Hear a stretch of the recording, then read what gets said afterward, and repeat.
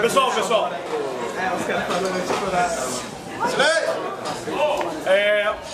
Obviamente, enfim, a ideia é que seja um debate bem informal, então por isso que a gente não marcou numa faculdade, num salão, alugou uma sala, etc. Inclusive pode ocorrer de ter música ao vivo embaixo, então enfim, a gente vai ter que... Espero que seja boa a música, pelo menos. Então a ideia é fazer um debate informal, mas com o mínimo de regra, obviamente, né? Uma ordem espontânea, mas uma ordem voluntária. Não pode matar os outros. Não pode matar, não pode bater nos amiguinhos, não pode pegar a propriedade alheia, quebrar a mesa, quebrar a garrafa na cabeça dos outros. Aquelas armas ali ficam ali. As armas devem permanecer na parede. Inclusive, como não tem microfone, a gente espera contar com a colaboração de vocês para fazer silêncio, obviamente. Vai ter uma parte de perguntas. Enfim. E quem fizer barulho, remoção física pela janela. A agência privada de segurança contratada está escondida aqui entre nós. Fiquem tranquilos. A ideia então é a gente fazer, tipo, manifestações iniciais de 3 minutos, cada um introduzindo o seu ponto de vista. E depois a gente faz, acho que umas 2 rodadas aí de 2 minutos, mais para contra-argumentar o que foi dito, e depois a gente pode abrir para perguntas. Sem muita regra, sem muita história também. A ideia não é criar uma briga de facção, por mais que seja engraçado. Mas que Então já começa explicando por quê. Aí não tem graça. Ô Fábio, já começa explicando por que a redução gradual...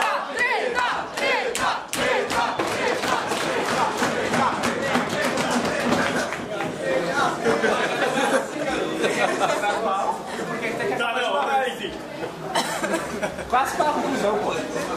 Cronometra aí, então. 3 minutos, por favor. Bom, pessoal, eu sou o Paulo Cogos, eu sou um libertário e defendo a total abolição do Estado para ontem! Por que isso? É óbvio que qualquer pessoa sabe, que tem bom senso, que o Estado não vai acabar hoje, nem amanhã. Mas justamente para que um dia ele venha acabar é preciso ter essa ideia radical, senão ele nunca vai acabar.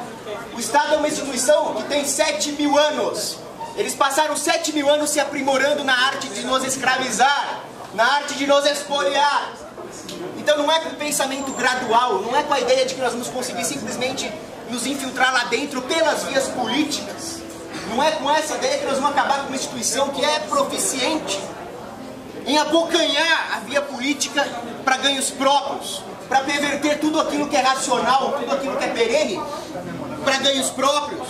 A única chance que nós temos contra essa instituição é o radicalismo intransigente de roupa. Acaba com isso hoje, agora, e aí um dia vai acabar. Porque, por exemplo, nós não vamos acabar com o terrorismo islâmico e com o estupro hoje. Mas eu acho que aqui ninguém defende estupro gradual, né? Por favor. Se a gente tiver... Mas qual é a ideia? Vamos acabar com o estupro para hoje, para um dia poder acabar. É isso. Excelente. Vai, Cogos! Avisa quando faltar, sei lá, 30 segundos aí, só pra gente poder se orientar. Bom, tá. Boa noite, pessoal. Obrigado a todos aí pela presença. Eu acho muito legal esse debate porque, no fundo, a gente concorda fundamentalmente com o destino final onde a gente pretende chegar, que é a abolição de uma instituição imoral, de uma instituição ilegítima, que não deveria existir, que é o Estado. Ambos concordamos com isso. A grande questão é que, diferente do Cogos, eu não adopto uma posição, com todo respeito, fundamentalista em relação a uma posição ou outra. Eu acho que é importante que a gente tenha gente como ele defendendo a abolição imediata, por mais que essa gente saiba que a abolição imediata não vai acontecer. Mas é importante também que mesmo aqueles que defendem a abolição imediata tenham em mente que, se não tivermos pessoas defendendo no âmbito político, no âmbito acadêmico, no debate público, a redução gradual do Estado, nada disso vai adiantar. Porque, especialmente olhando para o Brasil, eu até trouxe um livro interessante aqui, Cabeça do Brasileiro. É uma pesquisa basicamente sobre a opinião dos brasileiros das mais variadas origens geográficas, condições sociais, profissões, a respeito de temas variados. Dentre eles, o papel do Estado na sociedade. Então vejam só vocês, segundo essa pesquisa aqui, 28% dos brasileiros concordam um pouco e 57% concordam muito que o governo deve controlar o preço de todos os serviços básicos como o transporte. Segundo a mesma pesquisa, o governo deve... 20% concordam um pouco e 32% concordam muito, ou seja, a maioria das pessoas concorda que o governo deve dizer tudo o que as empresas têm que fazer, como quantos banheiros elas têm que ter. O Brasil é um país de população majoritariamente estatista, majoritariamente defensora de uma intervenção absurda do Estado nas nossas vidas. Essa é a realidade de hoje no Brasil. Eu quero mudar essa realidade. Eu acho até, com certeza, algumas pessoas se convencem pelo choque de ideias. Alguns socialistas certamente vão passar a defender as ideias liberais ao lerem o Hans Hermann Hoppe, ao lerem, enfim, quaisquer outros autores anarcocapitalistas. Mas a grande realidade é que a maioria das pessoas tem um pendor mais moderado politicamente. E a gente precisa, de alguma maneira, atingir essas pessoas. Essa é a grande questão. Fechou 3? Tem mais 30 segundos. A gente deixou de combinar o gesto. Enfim, então, a minha posição como gradualista é basicamente fundamentada nesse fato. Eu vivo no Brasil de 2016. Eu acho que o Estado é uma tecnologia que vai se tornar obsoleta com o tempo, por meio do próprio avanço tecnológico e também por meio da ação de indivíduos como nós, que estão no dia a dia fazendo a batalha de ideias, estão convencendo pessoas atrás de pessoas. Então acho que é um esforço conjunto, basicamente. Pessoal, eu também trouxe aqui uma lista das funções que o Estado deve exercer na sociedade. Pera aí. Tá aqui. Lista abrangente de funções que o Estado deve exercer na sociedade. Bem abrangente. Só faltou um custo. Nada fora do Estado, tudo pelo Estado. Quem falava isso eram os fascistas. Qual é a ideia mais esdrúxula que pode existir, então, se não deixar a nossa liberdade na mão do Estado? A luta pela liberdade tem que ficar na mão do Estado? O que é isso? Nós estamos estatizando a luta pela liberdade? Você acha mesmo que o Estado vai nos dar isso de mão beijada? Não vai. O Osterman falou que um dia o Estado vai ser uma tecnologia obsoleta. Bom, eu fico pensando na briga dos taxistas com o Uber. O táxi, do jeito que ele era, com aqueles licenciamentos, era uma tecnologia obsoleta. O Uber foi lá e trouxe uma tecnologia superior na forma de aplicativos. O que o táxi fez? Agrediu o Uber, quebrou vidro, arrancou passageiro de dentro. Por que o Estado vai ser melhor que taxistas? Não vai! Taxista não fez holocausto, taxista não fez pogrom na Rússia. Então eu acho que o Estado é pior. O Estado não vai permitir isso. Nós não podemos pegar a energia dos libertários que lutam para se livrar desse jugo e desperdiçar com a atividade política. Porque no campo de batalha política o Estado tem vantagem tática. E Sun Tzu, na Arte da Guerra, dizia: traga a batalha para um campo de batalha onde você tem vantagem. Não é a nossa no campo político. A nossa vantagem é do argumento racional. A nossa vantagem é no campo moral, no campo ético. Então o que nós temos que fazer? Como o Hoppe disse sobre educação, não dá para entrar na universidade hoje, tomada por estatistas, tomadas por intelectuais gramscianos, e querer mudar o sistema lá dentro. Não é assim que funciona. O que funciona no campo da educação, no campo acadêmico, é a criação de institutos independentes, como o Mises Institute nos Estados Unidos. E aí tem uma batalha argumentativa entre o mainstream acadêmico e o Instituto Mises e outros think tanks independentes, né? No campo político é a mesma coisa. Se você canaliza a energia dos libertários para dentro da política, eles ganham. Se você canaliza a energia dos libertários para o agorismo, para a ação contra o Estado imediata, eu não estou nem falando de ação armada, eu estou falando de homeschooling, estou falando de desobediência civil, estou falando de criptomoedas, aí nós vamos ter uma maneira de comparar a vantagem prática do antiestatismo com esse gênio maligno de Descartes, que é o Estado, que promete coisas fáceis e no fundo nós estamos pagando com a vida. Então não vão pela via política, peguem as suas energias e usem para lutar contra o Estado com a via agorista. Eu acredito muito mais numa ordem espontânea do que propriamente num direcionamento que lembra um pouco planejadores centrais, de dizer todo mundo deve atuar num setor que ele é o único certo. Eu acho que faz muito mais sentido a gente defender a atuação em diversas frentes que vão, por meio do próprio processo de mercado, se complementando. Mas eu queria dar um exemplo de um país onde aqueles que defendiam a liberdade resolveram abdicar da luta política por um breve período e se engajar na batalha de ideias, denunciar a ilegitimidade de um governo.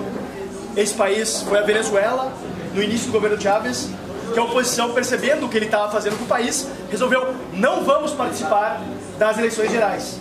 O que aconteceu? Obviamente eles não derrubaram o Chávez. O que aconteceu foi que o Chávez conquistou a maioria absoluta no Congresso e passou a ter um poder inacreditável sobre o país, que ajudou em muito ele destruir a economia e a sociedade venezuelana. Eu obviamente não defendo que todo mundo se engaje na política. Eu acho que cada um deve saber o que é melhor para si, e eu falo isso sempre. Eu acho que aquele que se sente preparado, se sente disposto a enganar a luta política, deve sim fazê-lo. Mas é fundamental que a gente tenha pessoas puxando de todos os lados.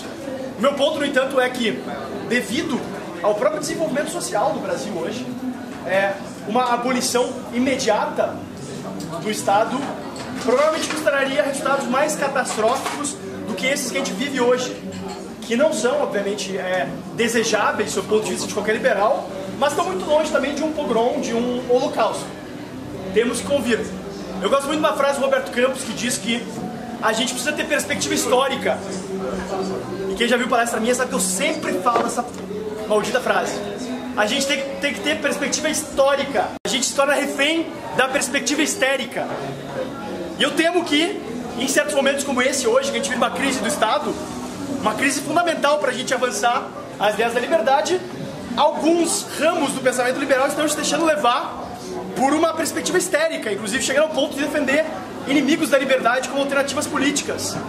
Eu acho que a gente tem que manter a retidão rumo a uma sociedade libertária de fato, rumo à abolição do Estado, mas a gente não pode descartar esforços preciosos na luta política, sem os quais, sinceramente, os inimigos da liberdade vão tomar conta, vão acabar com a nossa propriedade, vão acabar com a nossa liberdade, finalmente vão acabar com a nossa vida e chegar a nos jogar num gulag, a jogar no campo de concentração.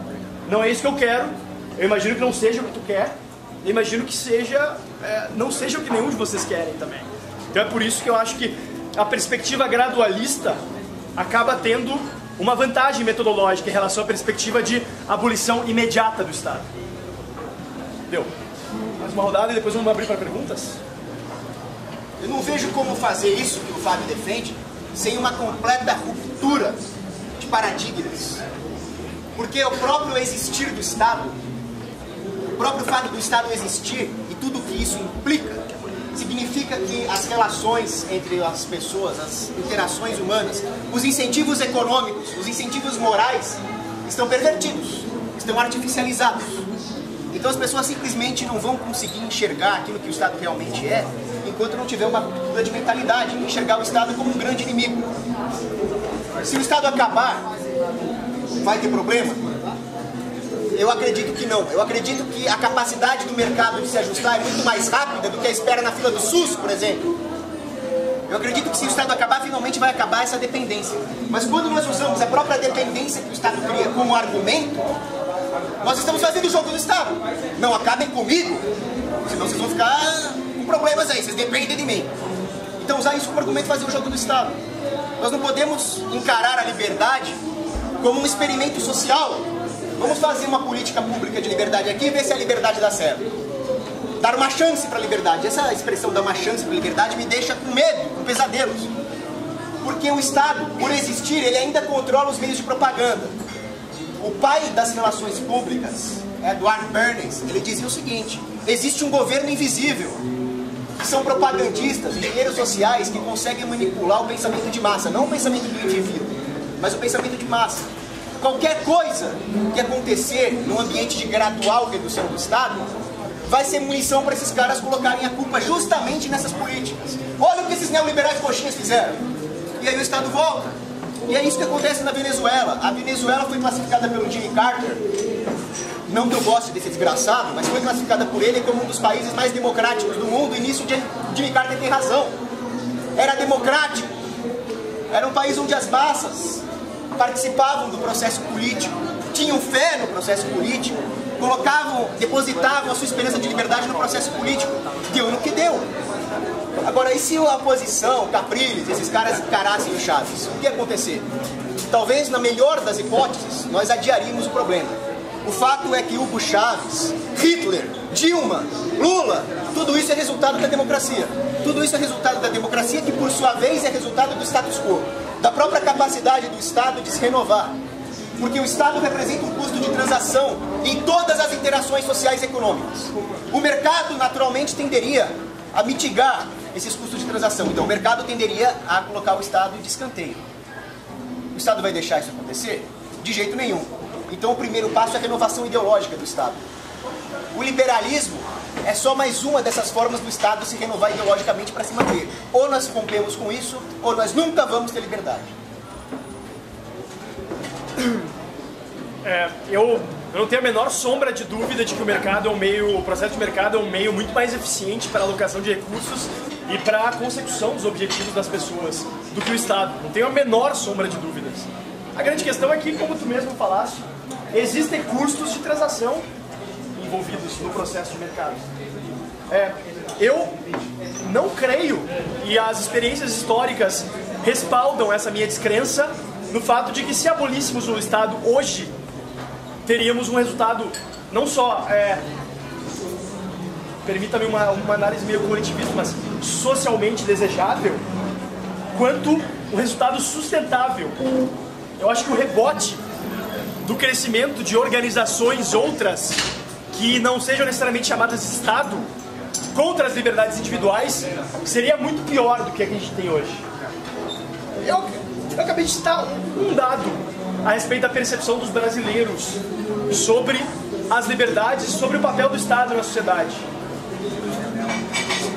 Tu acha realmente que as pessoas começariam a cooperar voluntariamente por meio de agências privadas, empresas oferecendo serviços, e não cederiam simplesmente à preguiça, ao desencanto com a própria liberdade, e acabariam se deixando levar por um grupo ou grupos de organizações que novamente acabassem suplantando o próprio Estado e criando uma coisa muito pior? Eu acho que a democracia tem seus diversos problemas. Eu acho que a grande virtude da democracia é a possibilidade da gente limitar o poder governamental, menos, obviamente, no Brasil do que a gente gostaria, mas a gente tem diversos exemplos de países onde o Estado tem uma abrangência muito menor sobre a sociedade do que no Brasil, que mostram que sim, é possível. Por outro lado, a gente não tem nenhum exemplo de Estado, ou melhor, de sociedade voluntarista. Claro, exemplo, quem quiser se basear em exemplos de vilarejos islandeses do século XI, tudo bem, mas eu acho um pouco complicado a gente partir de uma perspectiva como essa e buscar implementar no Brasil de hoje. Eu acho muito mais razoável a gente tentar olhar para os lugares onde o poder estatal foi checado, foi limitado, e buscar criar limitações institucionais ao poder estatal aqui. E outra questão muito séria é, se abolisse o Estado brasileiro hoje, de imediato, o que ia acontecer? A comunidade internacional ia simplesmente aceitar isso? Ou outros países aproveitariam o vácuo de poder e ocupariam o território brasileiro? E se fizesse isso em toda a América Latina, ou em todo o mundo, alguma organização se organizaria, porque existem incentivos para isso. A teoria da escolha pública mostra muito claramente que quando existem benefícios concentrados, em contraste com benefícios dispersos, como o nosso benefício de viver em liberdade, em contraste com o benefício de organizações de predarem nossa liberdade e lucrarem com isso, não há dúvida de quem ganharia. Vamos abrir para perguntas agora? Vamos fazer tipo uma para cada, ou tipo, quem tiver uma para os dois, mas acho que é mais legal se fizer uma focada para cada. Meu nome é André, eu sou um anarcocapitalista, eu sou naturalista. Minha pergunta é para o Fábio. Fábio, você defende uma veia mais gradualista, porém existem alguns exemplos históricos que mostram que um pouco o gradualismo ou o minarquismo meio que falharam durante os anos. Os Estados Unidos, por exemplo, no começo da sua história, era um país praticamente minarquista e o poder do Estado era praticamente pífio. Hoje temos um Estado gigantesco nos Estados Unidos e não só tem o exemplo dos Estados Unidos, mas tem outros países também, como o próprio Brasil. A minha pergunta é a seguinte, por que você defende?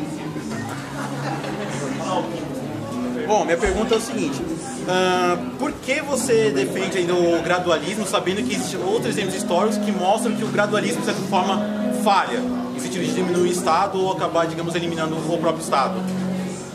Ao mesmo tempo que existem exemplos históricos que mostraram que o Estado sempre tende a aumentar seu poder sobre a sociedade, existem os únicos exemplos de liberdade, enfim, ainda que não a liberdade máxima que gostaríamos de ter, se deram em estados democráticos, democracias liberais, e hoje mesmo. Mas Estados Unidos especialmente, apesar de ser um estado quase minarquista, era um contexto muito específico. Quase metade da população era escrava. Eu não considero isso exatamente uma grande liberdade.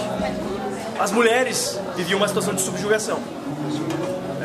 A gente vive numa sociedade moderna, eles têm desafios diferentes, mas existem estados que estão numa situação muito melhor que a nossa. Eu não acredito em estado eficiente, mas eu acredito em estados que podem ser um mal menor frente a um mal imenso, que são estados paquidérmicos como o Estado brasileiro. E ao mesmo tempo que a gente tem exemplos de estados que avançaram sobre as liberdades, a gente tem exemplos de estados que foram limitados constitucionalmente, foram limitados justamente pela ação política e que hoje garantem aos seus cidadãos uma liberdade que nunca existiu em qualquer comunidade que tenha vivido sem Estado. A grande questão claro, eu como liberal, eu sou favorável à ordem espontânea, eu sou favorável à tentativa, sou plenamente favorável à abolição o máximo possível de monopólios para que a gente tenha uma competição, efetivamente, entre a tecnologia estatal e a tecnologia de mercado, mas eu não acho também que a gente deva jogar fora a criança com a água do banho. Eu acho que a gente deve ter uma perspectiva gradualista, porque como liberal, eu não acho que a gente deva ser nem revolucionário e nem reacionário, mas sim evolucionário. E acho que é isso que o gradualismo consiste. O algoritmo, ele simplesmente prega a utilização no mercado negro de criptomoedas e principalmente da abolição do Estado. Você não acredita que esse método é um método também gradualista, sendo que você precisa de uma grande população de massa para conseguir extinguir o Estado? Esse método não é um método gradualista por causa da ontologia dessa ação. A essência da ação agorista é uma ação anti-Estado. Ela deve violar várias legislações que deve ter por aí. A hora que você está sonegando através da criptomoeda, que é um ato belo e moral, é um ato anti-Estado.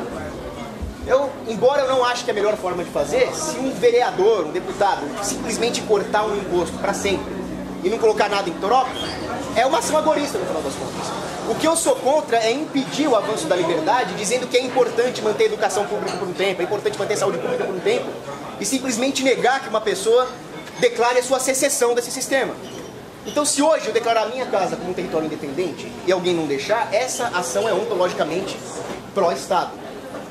E ver uma ação pró-Estado como algo que no futuro vai reduzir o Estado, não passa de uma forma liberal de hegelianismo. Hegel, Marx, todos esses caras achavam que ia chegar no Estado máximo e de repente ia virar uma sociedade sem Estado, sem classe. E os liberais acham a mesma coisa. Ações pró-Estado vão acabar com o Estado? Não vão.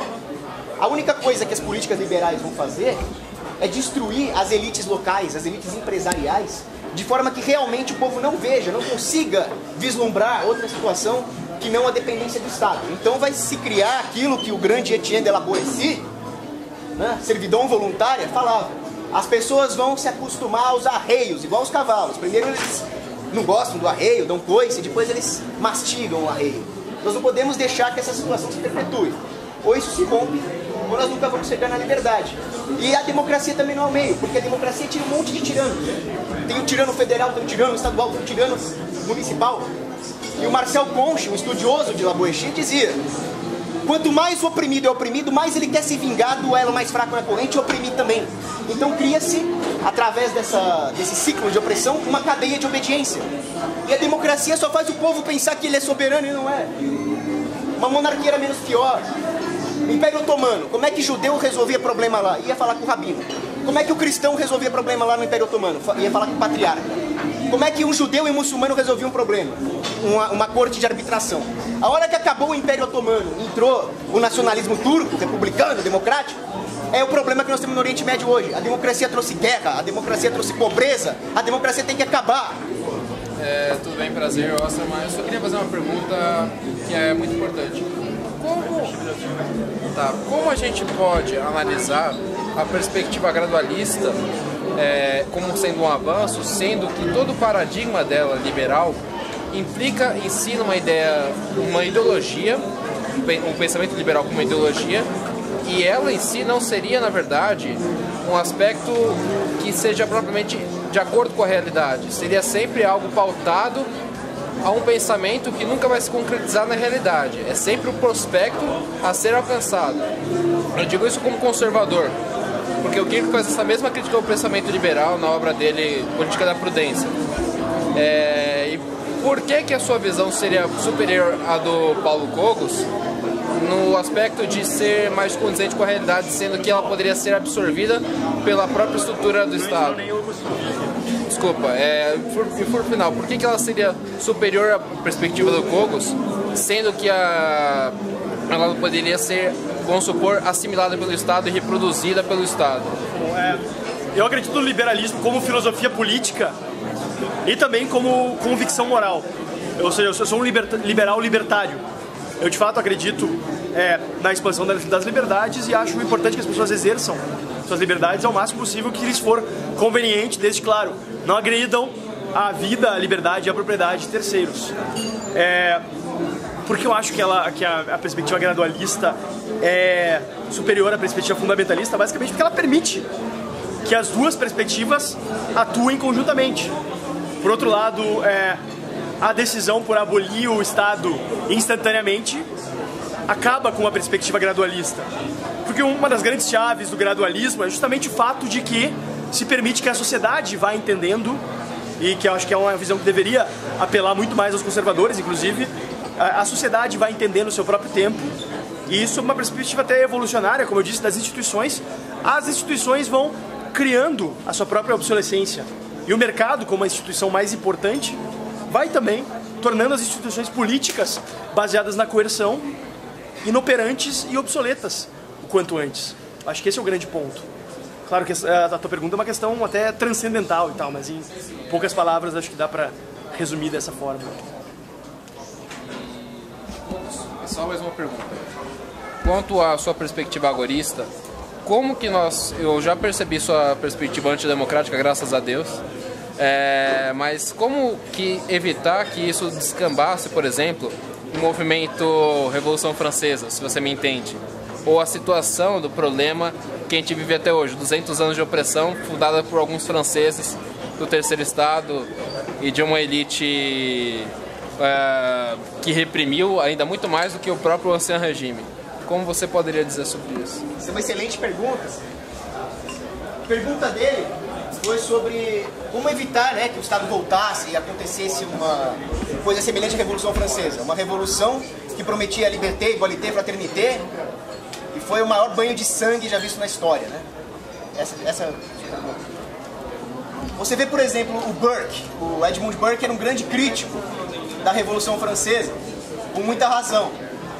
E ao mesmo tempo ele era um entusiasta da Revolução Americana. Por outro lado, tinha um reverendo na Inglaterra que chamava Richard Price. E ele elogiava a Revolução Francesa logo no comecinho, dizendo que agora sim vai ter liberdade, eles têm uma proposta para criar um novo homem, para criar um homem adaptado à liberdade, através de um processo político, é claro.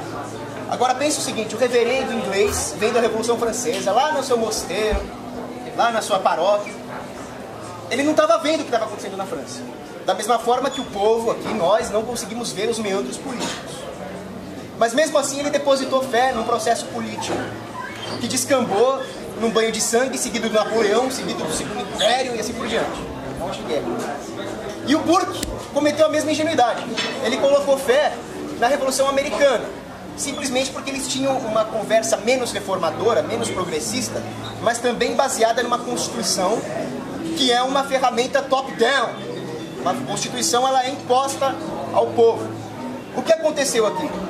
Não havia, em nenhum momento, nem da Revolução Francesa, nem da Revolução Americana, a ideia de soberania individual. Era sempre um projeto imposto de cima para baixo.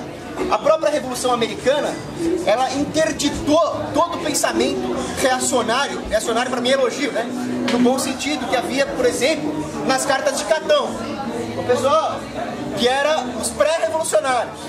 Os pré-revolucionários falavam, não, tem que ter soberania individual.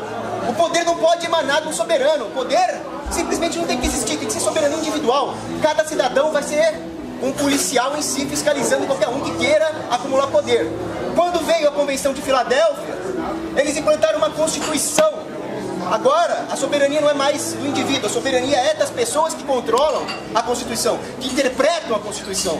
A 10ª emenda da Constituição, que está no Bill of Rights, diz: o poder do Estado, da União, não pode atropelar a Constituição. Isso aconteceu nos Estados Unidos? Não! NSA, Patriot Act, as guerras todas, óbvio que não aconteceu. Os juristas bons, libertários, sempre falavam que isso ia acontecer. Enquanto não tiver uma ideologia de soberania individual, sempre o poder vai ser ocupado pelos piores.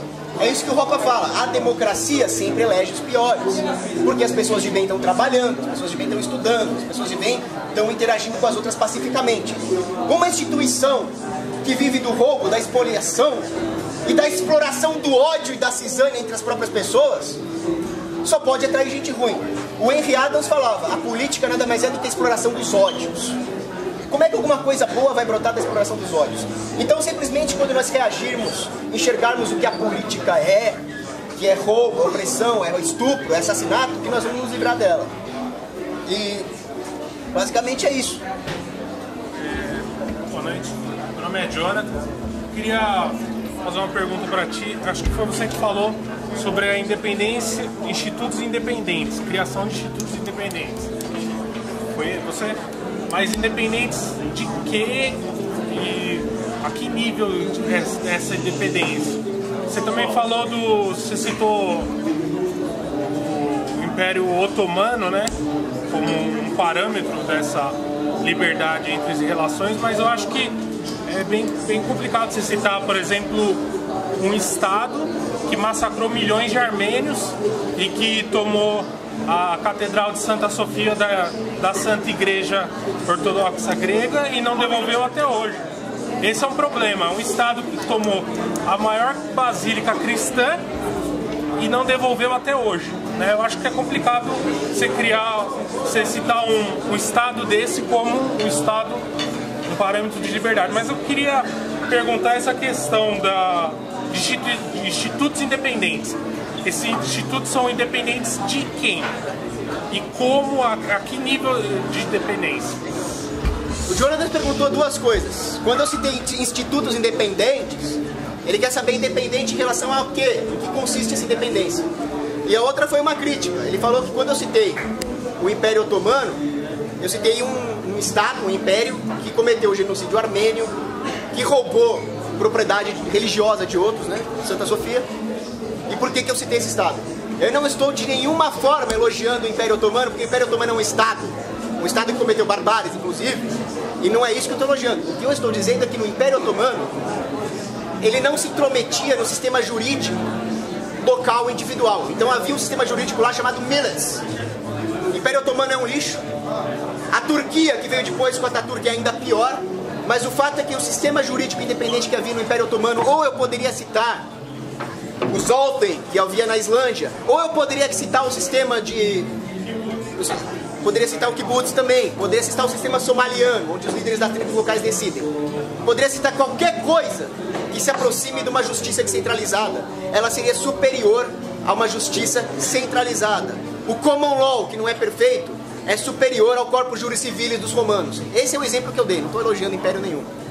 Quanto à independência dos institutos, é independente em relação ao pensamento mainstream. Antônio Gramsci foi um grande intelectual italiano que pensou o seguinte: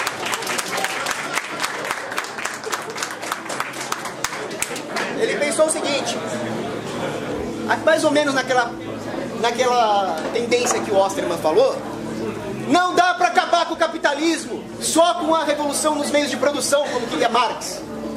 O mercado realmente vai superar isso. Tem um jeito de acabar, é destruindo os princípios basilares da civilização, a família, a igreja e o pensamento independente, o raciocínio. O que é independente? É o indivíduo pensando por si mesmo. É o indivíduo vendo o que você falou e refletindo sobre isso. E é isso que o Gramsci quer acabar. Doutrinação. Doutrinação nas escolas, doutrinação no meio acadêmico. Você nunca vai ver um cara da nossa posição, não precisa nem ser da minha, você dificilmente vai ver um cara da posição do Fábio chegar a reitor de uma universidade pública. Não vai acontecer. Então não adianta querer entrar lá dentro e mudar. É preciso colocar o sistema acadêmico que está tomado pelos intelectuais orgânicos. Orgânicos de quem? Orgânicos do governo. E colocar para escanteio. Falar o seguinte, vocês dessa universidade pública não valem nada. Nós vamos discutir aqui agora. Nós vamos entrar aí no meio. Então isso é o conceito de intelectual orgânico. É um soldado cujas armas são teses, são canetas, são papéis. Eles defendem o Estado. É por isso que você vê o Tomás Piketty, por exemplo. Quem é o Piketty? É um picareta, um charlatão, que sabe menos economia do que a minha cozinheira, que ela sabe administrar os ovos ali no leite, né? E que vem falar em como acabar com a desigualdade social, dando mais poder na mão de uma elite política. É um gênio com J, né? Esse cara faz sucesso. Um cara como Joseph Salerno, que eu considero o maior economista vivo hoje, ninguém conhece. Então, só a independência desses intelectuais orgânicos pode trazer de volta um debate justo, um debate racional. É isso. Só, já que ele respondeu 3 perguntas aí, numa tacada, eu acho que é importante também a gente reposicionar o debate aqui. O debate é abolição imediata contra a abolição gradual, e não a abolição gradual contra uma defesa retórica da abolição imediata, ao mesmo tempo que se convive com mecanismos agoristas, como tu bem disseste, criptomoedas, etc., e se vai dilapidando o poder estatal. Isso é o que eu defendo. Eu defendo que a gente tenha, assim, desobediência civil, o máximo possível, que a gente tenha, assim, criptomoedas, formas de contornar o poder estatal. O grande ponto aqui é que tu defende a abolição do Estado para amanhã. Não, ontem. Porque hoje não dá mais tempo, né? Hoje já acabou o horário comercial. Quer dizer, tem que ser segunda-feira, porque o burocrata só vai estar lá. Pelo menos a jaquetinha dele vai estar lá segunda-feira, 9 da manhã. Então, a abolição do Estado para segunda-feira, 9 da manhã. É isso? 8h30, vai. 8h30 os caras não estão lá ainda, velho. Tem que ser notificado, tem que receber, tem que devolver assinado para protocolar no cartório. Tem que isso aí, cara. Não foi assinado no cartório? Cartório privado. Vamos mais uma. Peraí, vamos o que não tem perguntado ainda. Oi, a minha pergunta vai para o Cogos, é o seguinte, a gente percebe que as pessoas que defendem o Estado, né, uma das coisas que eles mais defendem é que o Estado cuide da segurança, certo? O Estado tem que cuidar da segurança de todos e tudo mais. Então, que o Estado, uma das coisas que as pessoas que mais defendem a existência do Estado é que o Estado cuide da segurança, né? Você não acha que se a gente tivesse para amanhã, por exemplo, uma revolução anti-Estado, isso ia causar um caos social momentâneo muito grande, talvez incontrolável, talvez pior do que a Revolução Francesa e tudo mais, porque as pessoas elas iam se sentir no direito de estar sem polícia e, por exemplo, tentar pegar os bens uns dos outros, e isso ia causar um caos social momentâneo muito grande e que seria prejudicial para todos? Henrique. O Henrique perguntou o seguinte: se acabar com o Estado hoje, ou amanhã, e então acabou o exército, acabou a polícia, acabou todas as instituições que supostamente mantêm a ordem, não seria o caso de haver um caos na sociedade, uma anarquia no mau sentido, como se fosse o banho de sangue da Revolução Francesa? A resposta é não. Pelo seguinte: primeiras considerações, o Estado não provê segurança, o Estado não provê ordem, o Estado provê desordem. Primeira coisa que ele faz é desarmar o povo. É tirar os meios que o povo tem de se defender. É tirar os meios de buscar uma proteção especializada. É tirar os meios de procurar um arbitrador para uma questão judicial. Então essa é a primeira coisa que o Estado faz. A segunda é centralizar cada vez mais os processos decisórios de segurança. O resultado disso é que praticamente toda a Força Aérea brasileira está em Brasília, protegendo bandido. Não estão na Amazônia, não estão aqui. Também, protegendo o quê? A fronteira. Fronteira contra quem? Vocês entendem, então, que o inimigo... As forças especiais, batalhão de forças especiais, está todo em Brasília. Então, praticamente, o Exército e a Força Aérea estão protegendo os políticos e não estão protegendo o resto. Cadê o meu dinheiro para eu contratar uma empresa de segurança? Não tem, porque 40% é imposto. Como é que eu vou fazer então? Não dá. Agora, se acabasse tudo isso, não haveria uma revolta, um caos, ia ser pior ainda, pelo menos o Estado mal e mal protege. Não é verdade. Pelo seguinte, você está vendo, ao fazer essa pergunta, o Estado como uma figura abstrata, um leviatã hobbesiano. Mas, na verdade, aqueles que compõem o Estado, pelo menos nominalmente, é o seu Zé, soldado da PM, é o João, fuzileiro naval da Marinha. O que aconteceria com esses caras durante a Revolução? As pessoas têm o maior interesse, as pessoas normais, não os psicopatas que vão para a política, as pessoas normais têm o interesse na sua própria proteção muito mais do que no ataque. Obviamente, esse tipo de incentivo do mercado muito rapidamente iria alocar esses recursos policiais, militares, que estariam momentaneamente sem função, para a função de defesa. Então o fuzileiro naval ali está desempregado, e agora? Agora a comunidade se organiza com muito medo do que pode acontecer, e o medo é saudável, e contrata esse cara para fazer a proteção ali da comunidade, da localidade. Sem imposto, sem banco central, para socializar os custos de uma hipotética agressão, muito provavelmente teria paz mais do que tem hoje. Porque na favela, por exemplo, quem é que julga um assaltante, um estuprador? É o PCC. O PCC não é a ideia de um protetor que nós gostaríamos de ter. Num livre mercado, uma pessoa muito mais honrada do que um desgraçado do PCC proveria esse serviço. Ainda assim, a proteção do PCC surgiu ali para preencher o próprio vácuo do Estado. Na verdade, o PCC e o Estado se locupletam um ao outro, justamente porque não existe concorrência no ramo de defesa. Se houvesse uma destruição do Estado, a concorrência no ramo de defesa ia ser imediata. Você agora está imediatamente livre para contratar o serviço de segurança que você quiser. E assim seria feito. Isso acontece em tudo quanto é lugar. Na África, por exemplo, o pessoal vai explorar diamante no rio. Rapidamente, mercenários das antigas guerras tribais foram contratados para proteger ali a logística dos diamantes. É quase imediato. Tem problema ali na Holanda, rapidamente eles pegam os vigilantes noturnos, a ronda noturna. Tem inclusive uma pintura do Rembrandt chamada Ronda Noturna, que são cidadãos voluntários que se organizaram para se defender. Ia ser perfeito? Não. Ia morrer gente? Ia. Mas não ia ser esse caos que você está pensando, porque não ia ter uma estrutura política para eu me arriscar para apoderar. Não ia? Não, porque se tivesse... Mas será que da própria ordem espontânea não emergiria uma estrutura política que não chamemos de Estado, chamemos de qualquer outra coisa? Chamemos de... Enfim, uma estrutura política... Veja bem, estrutura política não necessariamente é algo que tenha uma constituição escrita, que tenha uma sede em Brasília, que tenha um presidente eleito. Mas estrutura política é um fruto da convergência de interesses e que decidam exercer o monopólio da força sobre determinada região. O que impediria isso? Tem uma coisa que impediria. Tem várias teorias de por que o Estado surgiu. Uma delas é muito simples. Oppenheimer fala, vem um cara com um machado, fortão, fala, eu sou o Estado aqui, eu mando aqui, acabou. É muito simples.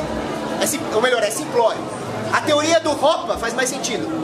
Existia nos primórdios um líder ali, um chefe de tribo, um xamã, um cacique, que seja, que exercia a função de justiça, um arbitrador privado. As pessoas eram livres para escolher um arbitrador privado.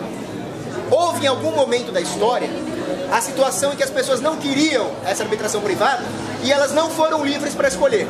Nesse momento o Estado surge. Só tem um jeito de impedir que isso surja.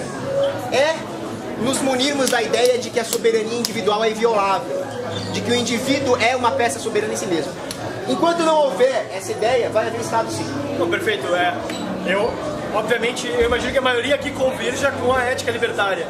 O problema é, a imensa maioria do Brasil, como eu citei antes, não concorda com essa ética. Ou seja, e por um dilema de ação coletiva, existiria um incentivo muito grande para as pessoas se deixarem levar por alguns que tomam essa dianteira e falassem, não, eu provejo a defesa de vocês, eu provejo o serviço tal, em troca somente de uma módica quantia.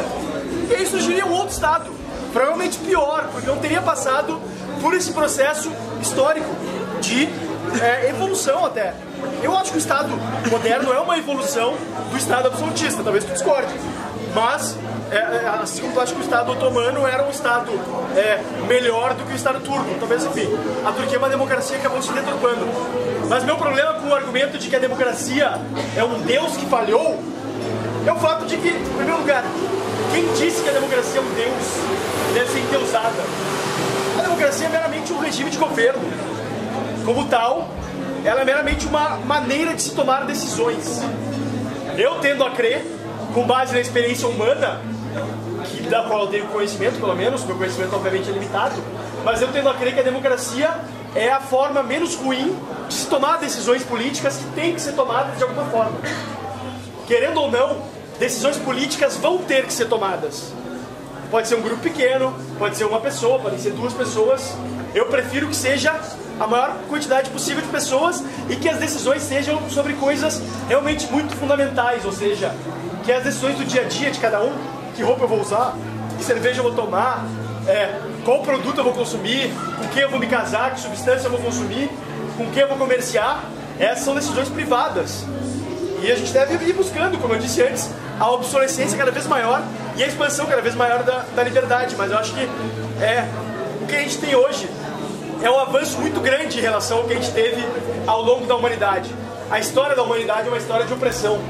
E não é a história de opressão de alienígenas sobre a raça humana. É a história de opressão de humanos sobre humanos. Humanos que agiam a partir de um poder arbitrário. E as grandes narrativas, os grandes exemplos de exercício da liberdade se dão em regimes onde o poder arbitrário foi limitado. E é esse o exemplo de diversas nações mundo afora. Podem não ter um sistema perfeito, e a gente pode citar vários. Nova Zelândia, Suíça, Austrália, mesmo os Estados Unidos, quem quer que tenha viajado para lá, fica claro o contraste entre a liberdade que o americano médio tem e a liberdade que o brasileiro médio tem. Eu ficaria muito feliz se no Brasil a gente tivesse a liberdade que o americano médio tem. Obviamente eu não me contentaria somente com aquilo. Eu seguiria empurrando para mais e mais liberdade. Mas eu acho que hoje, simplesmente jogar fora todas as instituições que a gente tem, que foram conquistadas a ferro e fogo, a sangue, suor e lágrimas, especialmente num país com uma cultura patrimonialista, num país estatista, num país arcaico, seria uma temeridade. Queria perguntar pro Poucos. Todo mundo pergunta. Ninguém se interessa. Queria partir, vamos dizer que aconteceu o Ancapistão. Aconteceu. Só que, quando falamos do Ancapistão, acontece o seguinte, a ordem social, a relação entre os indivíduos, culmina por novas leis para estabelecer uma relação entre os indivíduos e não ter um problema ali. E outra, vocês falam que tem um voluntário que ele seria o representante de tudo aquilo. Por que que isso não culminaria num novo Estado? Ramon. Tá, o Ramon perguntou o seguinte: numa sociedade anarcocapitalista, livre, libertária, sem Estado, as pessoas vão acabar escolhendo ali os seus arbitradores privados, uma elite natural, e a pergunta dele é por que que isso não culminaria num novo Estado? A resposta tá Tua mãe tá pedindo pra falar mais alto aí, cara. Mais alto? Por que que isso não culminaria num novo Estado? Pelo seguinte, se as pessoas são livres para escolher, elas vão escolher aquele que oferecer um serviço de maior qualidade e menor custo, desde que elas possam manter os custos privadamente, ou seja, desde que elas não possam socializar os custos. Assim sendo, vão emergir bons arbitradores no mercado, com boa reputação, sendo que se a decisão deles for injusta, a concorrência entre as agências vai permitir que outras agências questionem, até que o custo de ficar recorrendo supere o custo de aceitar uma decisão que não é perfeita e aquela decisão seja a decisão válida. É perfeito? Não, porque aqui é a cidade dos ímpios, a cidade de Deus é lá em cima. Mas é um sistema de mercado que vai corrigindo os seus erros, teoria dos sistemas. É um sistema onde as pessoas podem finalmente fazer uma escolha individual. Bem diferente da democracia. Porque numa democracia, que é o pior sistema de governo possível e imaginável, pior ditador absolutista do mundo, é menos pior que a melhor democracia, só para deixar claro isso aqui. Numa democracia, os custos são socializados. E pior, Cada um dos seres humanos que habitam dentro de uma democracia vê o outro como inimigo. Então o aposentado vê o jovem como inimigo, o jovem vê o aposentado como inimigo. Isso quando não começa aquele social justice warrior, a colocar minhoca na cabeça, aí a mulher vê o homem como inimigo, o branco vê o negro como inimigo, aí vira isso que nós estamos vendo aqui, né? Por que que isso acontece? Porque numa democracia, os grupos com mais interesses escusos, os grupos que não conseguem competir no mercado e vão então se dedicar ao lobby, se organizam e vão até o governo e pedem as mamatas e o governo dá, porque isso interessa para o governante individual. Ele não é um rei, ele é uma porcaria de um democrata. E esse porcaria, esse lixo desprezível que é o governante de uma democracia, vai simplesmente pegar o dele e ir embora. Coisa que o rei teria mais pudor em fazer, porque o rei encara o país como propriedade privada dele, que vai passar para os filhos. É um sistema dinástico. Ele não vai dilapidar o capital da mesma forma que um zelador democrático vai fazer. Então vai surgir esse jogo de interesses, esse rent seeking. Enquanto isso, o que o Zé Mané, que tem uma vendinha lá na esquina e trabalha todo dia das 7 da manhã às 7 da noite, vai fazer? Não vai fazer nada, ele vai se lamentar. Ele vai abrir o jornal e vai falar, caramba, olha as decisões que eu estou tomando. Né? Porque numa democracia o povo acha que é ele que está tomando a decisão. E não é. Quando o Luís XIV disse o Estado sou eu, o Estado sou moi, ele tinha razão, o Estado era ele. Agora, quando o povo fala o Estado somos nós, dá vontade de falar, acorda, imbecil, o Estado é o Estado, não é você.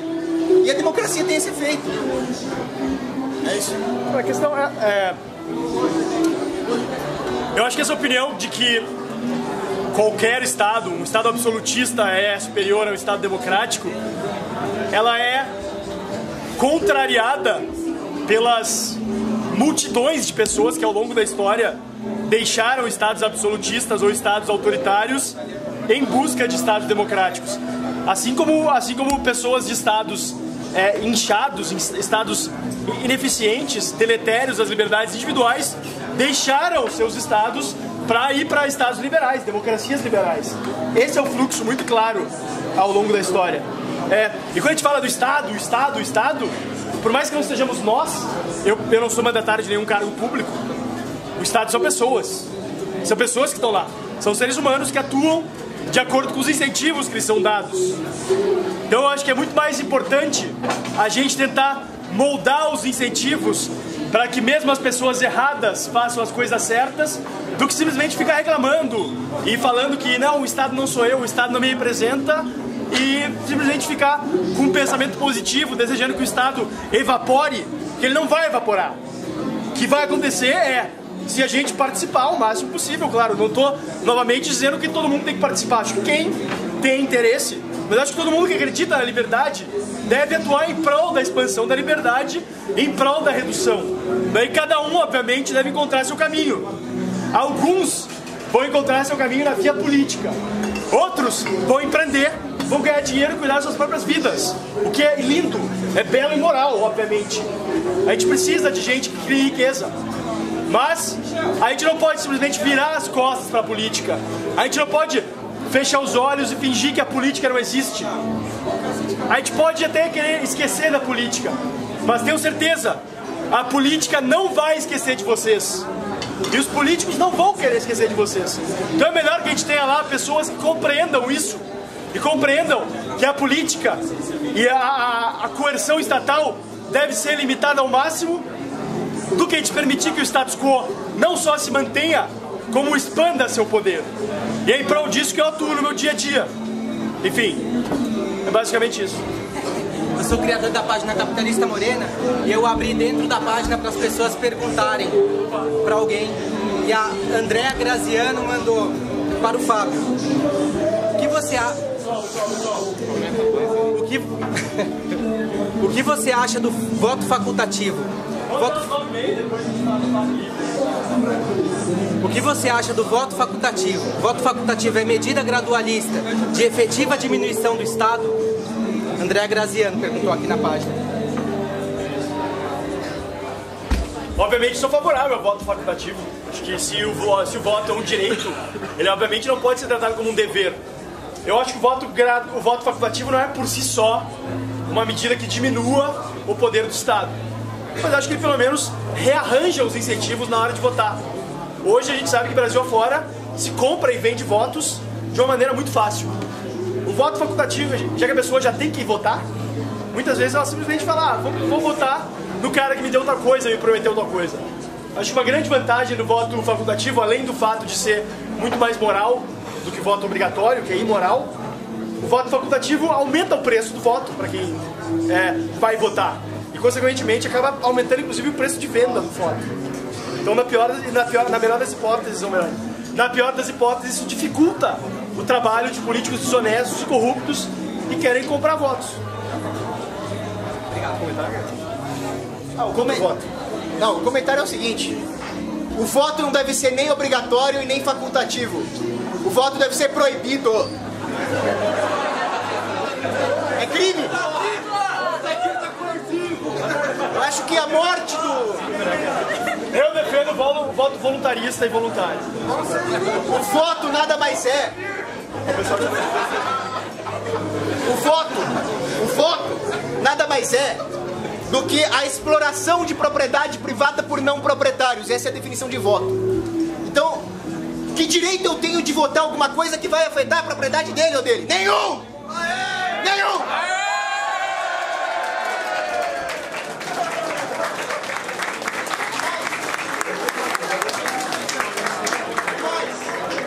Você vota num sujeito que você acha, não sei por que você acha uma coisa dessa, que ele vai chegar lá e vai mudar tudo pra melhor. Maravilha, né? Parafraseando o Príncipe de Salinas em O Leopardo. A mudança que você vai fazer vai ser a mesma porcaria, mas pior. Não é com essas palavras, mas mais ou menos isso. Por que isso? Porque nós temos que aprender alguma coisa com a morte de Sócrates. O Sócrates usava a razão, usava a argumentação, o método socrático, para convencer generais, políticos. E aí ele convenceu? Não. Esse Sócrates aqui tá me enchendo o saco, você bebe, se curta aqui e morre, filha da mãe. Pronto. É isso que o Estado faz. 2.500 anos atrás. É a mesma coisa, a ação humana não mudou nesses 2.500 anos. É a mesma coisa. Quem acha que os princípios perenes mudam é marxista, é frankfurtiano. Não, mas as instituições políticas não evoluíram. Evoluíram pra pior, ficou muito pior. Eu acho que hoje as instituições políticas são piores do que 2.500 anos atrás. Há 2.500 anos atrás não tinha União Europeia, não tinha 700 bases americanas espalhadas pelo mundo. Ninguém jogou bomba atômica em ninguém. 80% da população de Atenas era escrava. E hoje é 100%. 100% é escravo. Oi? Me refutou aqui, ó. Me refutou aqui, ó. Fala aí. Não existia tanque há 2.500 anos. Não tinha tanque, Não tinha tanque. Vamos fazer mais uma pergunta aí. Pergunta mais direcionada ao Cogos. Muito do que ele apontou... Tá, desculpa. Beleza. Muito do que você apontou com relação a questões até de mudança de moral pela sociedade, falando muito uma base, digamos assim, até um pouco conservadora, você falando de família, falando de religião. Bem, você falando do algoritmo, o algoritmo ele é basicamente indo contrário ao que muitas pessoas, não só no Brasil, no mundo, consideram como moral. Nós tivemos agora o caso mesmo do Japonesa Federal, uma grande página liberalista aqui de São Paulo, o ILISP, publicou defendendo, entre aspas, não ele, mas a atitude que ele tomava, e ela foi severamente atacada por próprias pessoas que concordam com a visão do ILISP. Eu mesmo perdi muito tempo discutindo com colegas meus que se consideravam ANCAPs, ou se consideravam mais liberalistas sobre esse tema. Então eu te pergunto, nessa nossa sociedade, você acha que o algoritmo realmente tem condições de mudar algo? Só o algoritmo? Por a gente ter essa mentalidade quase que totalmente conservadora, não importa seja de direita ou de esquerda, na hora que fala desse tipo de questão, todo mundo vira conservador, tem que respeitar a lei. Você realmente acha que o algoritmo consegue mudar isso? Eu vou dividir essa pergunta em duas, então. Uma é se o algoritmo seria suficiente para chegar à liberdade, e outra seria sobre a moralidade do algoritmo. Como é que as pessoas vão encarar a moralidade, por exemplo, do contrabando, da sonegação, esse tipo de coisa, né? Bom, existe uma coisa, um fenômeno que acontece toda vez que existe um Estado, que é uma dissonância cognitiva moral. Se eu fizer o seguinte aqui, ô Misa, tem gente passando fome aqui, passa grana. Todo mundo aqui vai achar imoral, certo? E é uma coisa completamente imoral. Mas se o Estado faz isso, tudo bem. E mais, se o Estado faz isso tendo sido eleito, é uma coisa linda, né? Pra mim é pior, pra mim é covardia. Então as coisas que o Estado faz, por exemplo, se eu estiver vendendo aqui, vamos trocar isso aqui por isso aqui, e chegar ele e falar, não, esse comércio não vai acontecer porque eu não quero. E você não quer por quê? Porque eu escrevi isso num pedaço de papel. As pessoas vão achar que ele é louco, vão achar que ele é um psicopata. O Estado faz exatamente isso. A proibição do contrabando é exatamente isso. Eu compro um produto, vou vender barato para os pobres, vou ajudar a elevar o nível de vida dos pobres, e o Estado não deixa porque o Estado tem tanques. O tanque tem que ser meu, não do Estado. O que é isso? É uma dissonância cognitiva moral. Então o que nós temos que fazer as pessoas entenderem? A moral é absoluta. Existem duas maneiras de chegar a essa conclusão. Um ateu, como o Stephen Molyneux, vai raciocinar e vai chegar à conclusão de que existe um comportamento moral preferível. É preferível que as pessoas não se agridam sistematicamente, coisa que o Estado faz. Eu, como religioso, como católico, acredito que existe a moral divina. Deus criou o homem com essa natureza moral e ela tem que ser respeitada porque é o plano de Deus. Seja lá qual for a sua via, católico ou ateu, existe uma moral absoluta. Nós não podemos nos deixar enganar por essa dissonância cognitiva moral, onde as pessoas acham que os piores filhas da mãe da humanidade, que são os políticos, conseguem emanar moral. Como é que o pior tipo de gente rabisca um papel e aquilo é moral? Agora, se o agorismo é suficiente, eu diria que num primeiro momento ele é suficiente para que mais recursos fiquem em mãos privadas e menos no Estado. Isso é útil, é bom que o inimigo tenha menos recursos. Mas não é suficiente. No campo ideológico é preciso continuar a luta libertária para convencer as pessoas a serem intransigentes, radicais, brutalistas, anarcocapitalistas, o nome que vocês quiserem dar. Mas é preciso convencer as pessoas do problema que é o Estado, o problema moral que é o Estado, a ineficiência do ponto de vista econômico que é o Estado. Então é uma batalha ideológica também, não só de você sonegar o seu impostinho ali, que é maravilhoso, mas de convencer as pessoas com argumentos éticos e econômicos. E tem uma outra via que pouca gente defende, mas eu não tenho o menor pudor em falar aqui, que é essa aqui. Vai chegar uma hora que nós vamos ter que fazer isso aqui. Nós vamos ter que enfrentar o Estado na porrada. Eu espero que isso não seja necessário, porque inocentes morreriam. Eu espero que o Etienne de Boissy esteja certo. Ele fala que o Estado é uma fogueira, e se você não botar lenha, a fogueira apaga. Mas não é assim que o Estado funciona. Por exemplo, tinha uma cidadezinha lá na Guerra do Peloponeso. A Guerra do Peloponeso era Atenas brigando com Esparta. E ela falou, pessoal, eu sou neutra, não tem nada a ver. Atenas foi lá e ocupou a cidade. Aí a cidadezinha falou, mas por que isso? Porque eu tenho um exército maior que o seu. Enquanto o Estado tiver o monopólio da violência, só tem um jeito de combatê-lo. É quebrando o monopólio da violência, ou seja, nós vamos ter que ser violentos na hora. Professor, complementando isso aí que tu disseste, o grande problema em adotar somente um caminho, o caminho agorista, e abdicar da luta política é justamente esse. Porque a gente vai estar lá no nosso ativismo, convencendo as pessoas a usarem criptomoedas, a sonegarem, e aí o Estado vai fazer o quê? O Estado vai na tua casa. Ou tu acha que eles vão simplesmente ficar quietos, assistindo, tu corroeres o poder deles? Não é o que vai acontecer. Não é o que historicamente acontece com os inimigos do Estado. E é por isso que a gente tem que ter pessoas imbuídas da mentalidade correta na política, limitando o poder estatal. Para até que a gente chegue numa situação, finalmente, algum dia, espero que mais cedo do que tarde, a gente possa ter uma liberdade máxima e possa deixar que a vontade individual prevaleça sobre a vontade coletiva. Só uma pergunta. Diga, duas até. Se você acha que o Estado vai simplesmente agir em todas as esferas a ponto de impossibilitar o agorismo, por que você acha que ele vai permitir que aconteça uma espécie de agorismo político dentro dos seus próprios seios? É muito mais irreal o que você está falando. Não, justamente pela perspectiva gradualista. Quanto mais pessoas imbuídas dessa mentalidade que o Estado é um mal que deve ser reduzido, menor vai ser a possibilidade daqueles que estão no poder do Estado de limitar as liberdades individuais. E a gente consegue ver isso na prática. Países que têm mais atores políticos, têm mais gestores públicos com uma mentalidade pró-mercado e não uma mentalidade pró-Estado, são países que têm mais liberdade, isso é óbvio. Isso é o que a gente vê mundo afora. Por outro lado, países que têm menos gestores públicos e atores políticos defensores das liberdades individuais são países que acabam virando totalitários. Porque a dinâmica do Estado é essa, de se expandir cada vez mais, se não for limitada, se não for checada. E isso está defendendo é simplesmente que a gente abdique, como aconteceu na Venezuela, como eu citei aqui antes. Isso é muito perigoso. Como é que o comunismo soviético acabou? O comunismo soviético acabou justamente porque as pessoas viram o lixo que é o comunismo. Quantas A milhões de pessoas inviabilidade. morreram para que isso tivesse que acontecer?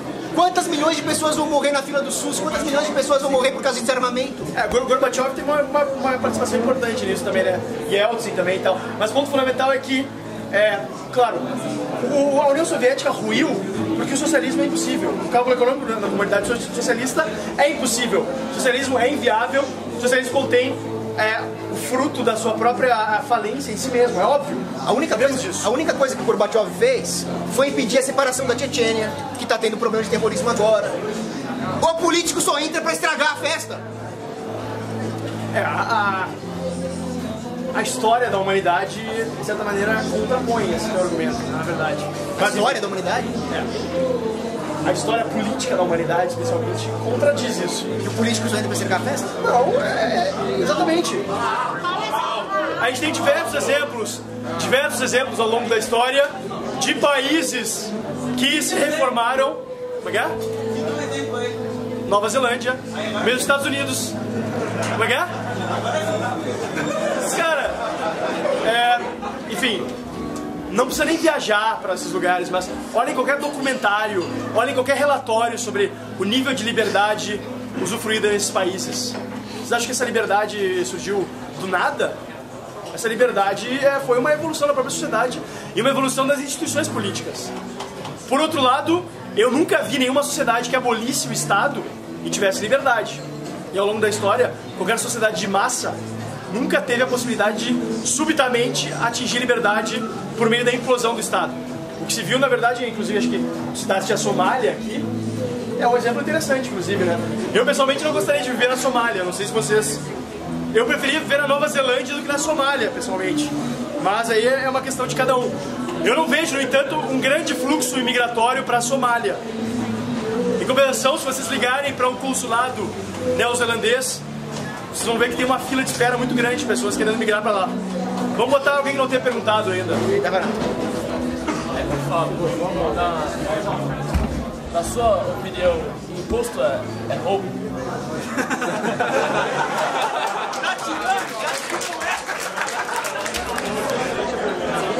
Imposto é roubo, é a pergunta dele. Todo mundo ouviu? Imposto é roubo? Todo mundo ouviu a pergunta? Imposto é roubo? Filosoficamente é óbvio que imposto é roubo.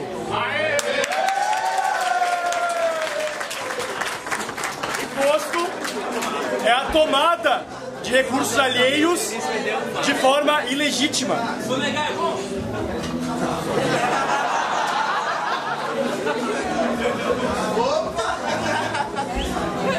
Complicado. Como não, pai? Vamos dizer assim. Hoje eu tava no Uber e eu ouvi no rádio que a Receita Federal tinha apreendido 10 toneladas de mercadorias contrabandeadas. Aliás, vejam que interessante a expressão que a repórter usou. A Receita Federal resgatou 10 toneladas de mercadorias num centro popular de compras no Brás. Acho que era no Brás. Obviamente isso é um absurdo. A Receita Federal roubou essa mercadoria dos seus proprietários.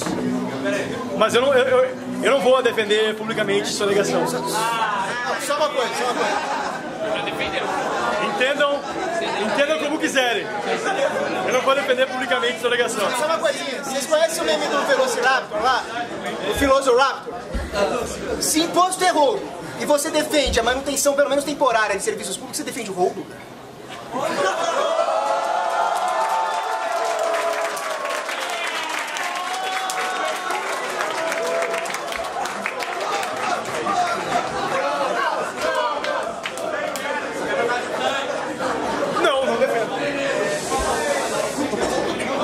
Não defendo. Não significa. Próxima pergunta. Meu nome é Eduardo, eu queria perguntar, minha pergunta vai para os dois. Eu estou começando na política agora, aprendendo tudo aí, vim aqui para aprender bastante com vocês. Entendeu? Eu sou do bairro de Itaqueras, Zona Leste. Queria perguntar para vocês, qual a linguagem que vocês usariam hoje para passar o conhecimento de vocês para o povo que está na periferia para poder exercer isso daí?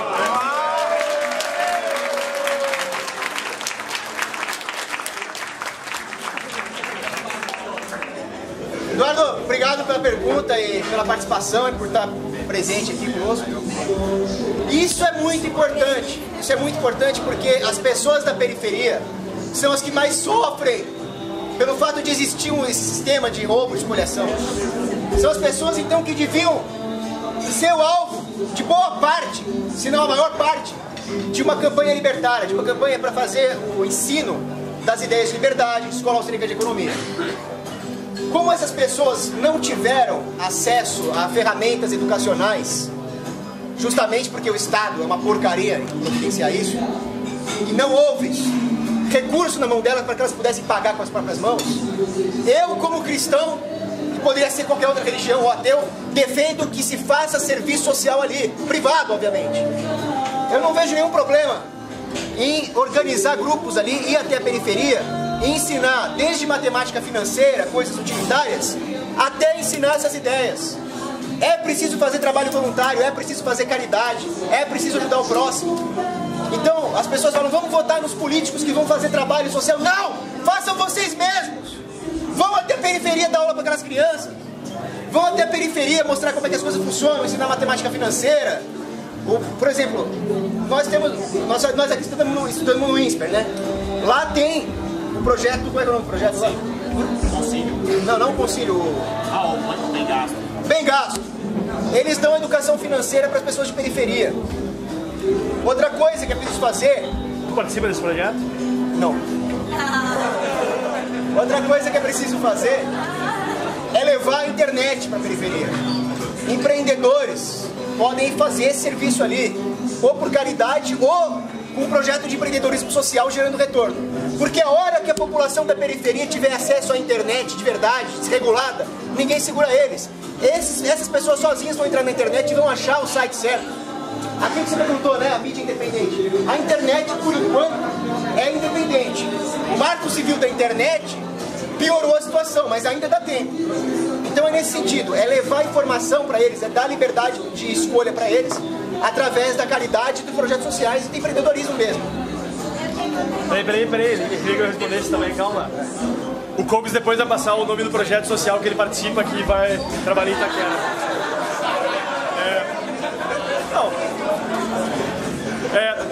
A gente precisa, em primeiro lugar, entender que o mesmo discurso não serve para todo tipo de pessoa. As pessoas têm vivências diferentes. Ei, pessoal, as pessoas têm vivências diferentes, as pessoas têm níveis de instrução diferentes, têm percepções diferentes da vida. Então a gente tem que tentar o máximo possível de alternativas para encontrar o caminho certo. Eu não acho que tem uma maneira certa de falar com as pessoas mais humildes sobre as ideias da liberdade, sobre como o Estado atrapalha elas. Mas acho que trazendo para exemplos do dia a dia e falando como seria melhor de outras maneiras, que seria muito melhor se o Estado não tirasse dinheiro do nosso bolso para nos fornecer serviços, se o Estado deixasse o dinheiro no nosso bolso, e sim, isso é uma perspectiva gradualista, defender o roubo, se quiser aceitar assim, aceite. Mas o fato é que isso é muito mais fácil para uma pessoa que muitas vezes depende do Estado, ou que muitas vezes não teve, como nós, acesso a uma literatura que nos possibilita expandir nossos horizontes, e também não tem a oportunidade de viajar e ver como é em outras circunstâncias. As pessoas muitas vezes estão presas às amarras da sua própria ignorância, da sua realidade. E a gente precisa possibilitar que elas enxerguem mais além. E eu acho que existem várias maneiras de fazer isso. A minha pergunta é essa: qual seria essa maneira hoje que você vê para chegar lá? Para você passar essa informação para a gente que está longe.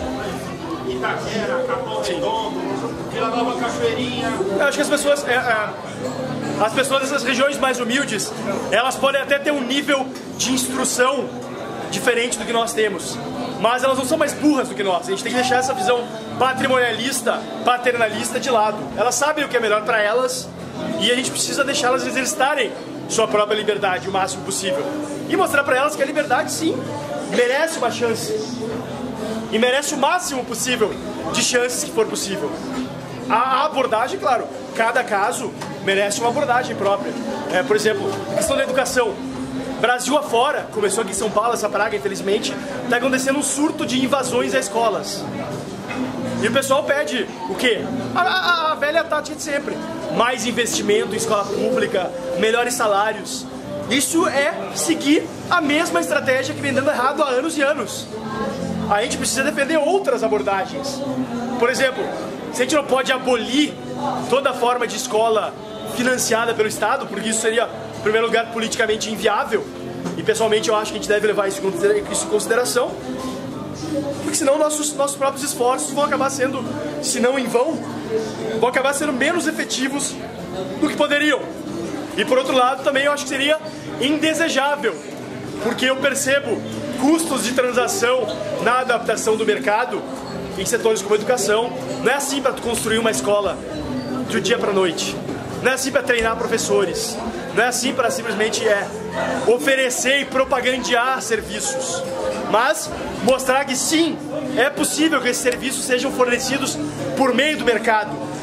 Até chegar ao ponto de que esses serviços não precisem ser subsidiados mais para pessoas de baixa renda. Porque as pessoas de baixa renda vão ter uma produtividade do trabalho suficiente que lhes permita ter uma renda mais alta e contratar livremente, sem precisar depender de subsídio estatal, um serviço de educação. Só uma coisinha, tem alguns exemplos práticos de atitudes que foram feitas nesse sentido. Eu tenho um amigo chamado Gabriel Passarelli, que tem uma empresa de filtros automotivos, a Original Filter. Na empresa dele, que não tem nada a ver, filtro automotivo, ele montou uma escola de alfabetização para adultos. Uma outra amiga minha, Andréia Chá, trabalha e estuda a semana inteira. Chega no fim de semana, ela vai dar aula para crianças de periferia. É esse tipo de coisa que tem que ser feita. Desregulação do sistema de diplomas de educação, porque como é que a pessoa que não tem nenhuma experiência vai ingressar no mercado de trabalho com essa tonelada de legislação trabalhista e regulação de diploma para profissões? Isso tem que acabar. Tem que voltar ao que era antes, que os aprendizes, os empresários ali ensinam o jovem que não tem nenhuma formação a ter essa formação. Agora, na Índia, por exemplo, tem as escolas de $1, mais uma feita da iniciativa privada. A escola pública ali, diferente do Brasil, é opcional, o aluno não é obrigado a frequentar nenhuma escola. Então, os alunos escolhem essa escola de $1, porque a pública é muito ruim. Agora, continuar subsidiando a educação, nunca vai acontecer essa libertação da periferia, porque eles vão continuar incutindo ideias estatistas. Quem paga a orquestra escolhe a música, o Estado não tem nada a ver com a educação. Eles vão escolher o currículo e vão colocar minhoca na cabeça das pessoas.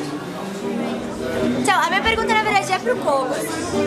E o debate pelo que eu tô acompanhando, você defende muito essa visão boa do ser humano, né? Quando você fala que você é cristão e que se a gente liberar a internet, que eu sou totalmente a favor também, de liberar a internet para as periferias, sem regular dados e tal. Porque você disse que aí ninguém segura eles. Mas eu queria saber, baseado em que dados ou mesmo teorias, você consegue afirmar com tanta certeza que essa evolução é real, de que se eu liberar, se eu acabar com o Estado, se eu abolir o Estado, eles vão ter mais instrução todos, porque a gente sabe que a nossa geração é uma geração que mais tem acesso à internet e é uma geração que mais está emburrecendo. Então, como eu posso afirmar pessoas que eu não conheço que elas realmente vão ser boas, vão defender morais e essas coisas todas? A minha visão, a pergunta dela foi: como é que eu sei que desregulando tudo, desestatizando tudo, vai ter instrução para as pessoas pobres? E ela disse que eu estou assumindo que o ser humano é bom. Não, quem assume isso é Rousseau, um dos caras mais estatistas que existiam. Quem assume que o ser humano é bom é Rousseau, um dos mais estatistas que existiam. Por outro lado, eu também não penso como Hobbes. O homem é o lobo do homem, precisamos de um Leviatã. Não. A minha ideia é que a natureza humana é ruim mesmo. É ruim porque, como cristão, eu acredito que o homem, ao cometer o pecado original, decaiu na sua natureza. Justamente nós não podemos pegar esse homem decaído e dar o monopólio da violência para ele, por favor. Você vai pegar um cara decaído, imperfeito, e vai dar o monopólio da violência e da decisão judicial? De jeito nenhum. O que eu quero é um alinhamento de incentivos, tanto material quanto moral, para que o homem pague pelos seus erros individualmente e recolha os frutos do seu sucesso individualmente. Só existe uma maneira de fazer isso, que é com o total livre mercado, com o total libertarianismo. Como é que eu sei que se não existisse Estado ia ter instrução para as pessoas pobres, elas iam ter acesso? Eu não sei. Eu só sei que é melhor não ter educação nenhuma do que ser educado pelo Estado, já dizia Rodgers. Porque o Estado vai empurrecer as pessoas, o Estado vai contar mentiras nas escolas. Todo mundo sai da escola achando que a crise de 29 foi causada pelos neoliberais. Não foi, foi causada pelo Banco Central. As pessoas saem da escola com uma ideia completamente errada do que é se socializar, aquelas castas divididas por idade. Saem com uma ideia completamente errada do papel da educação da família. Eu, por exemplo, passei boa parte da minha infância ela sendo educada pelo meu avô. Eu aprendi a ler com 3 anos. Entrei na escola, eu virei um bobão. Agora, como é que eu... É importante a educação.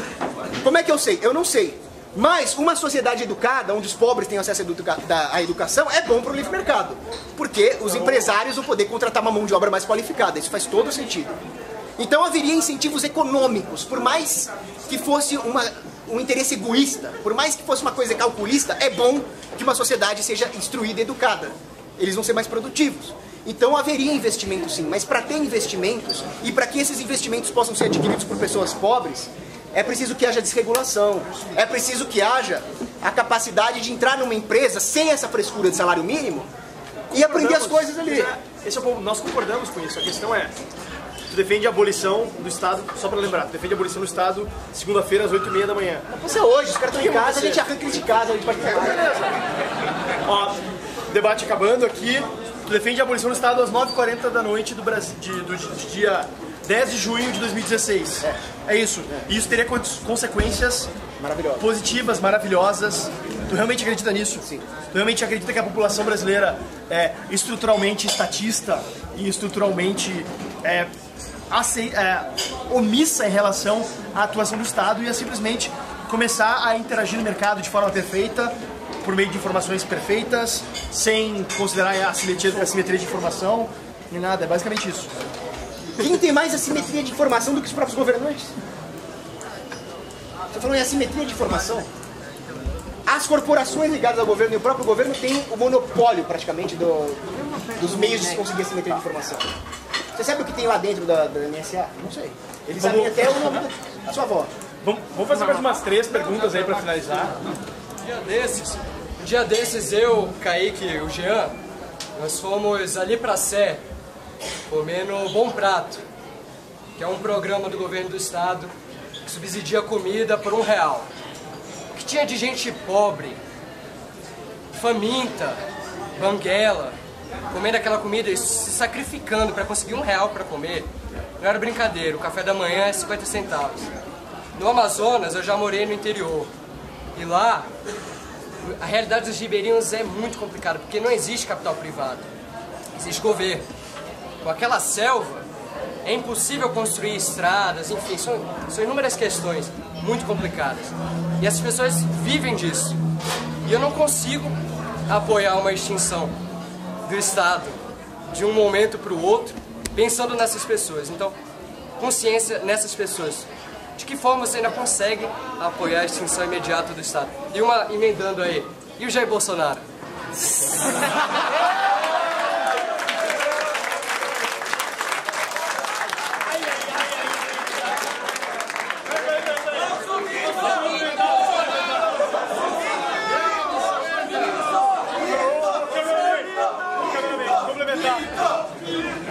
Dada a volatilidade da opinião política de Paulo Cogos, a gente poderia acreditar que em 3 meses, era março que defendia, né?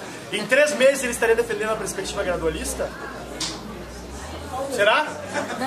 Eis a pergunta. Vamos lá, vamos responder? Primeira coisa... Não pode ir embora agora não, tá?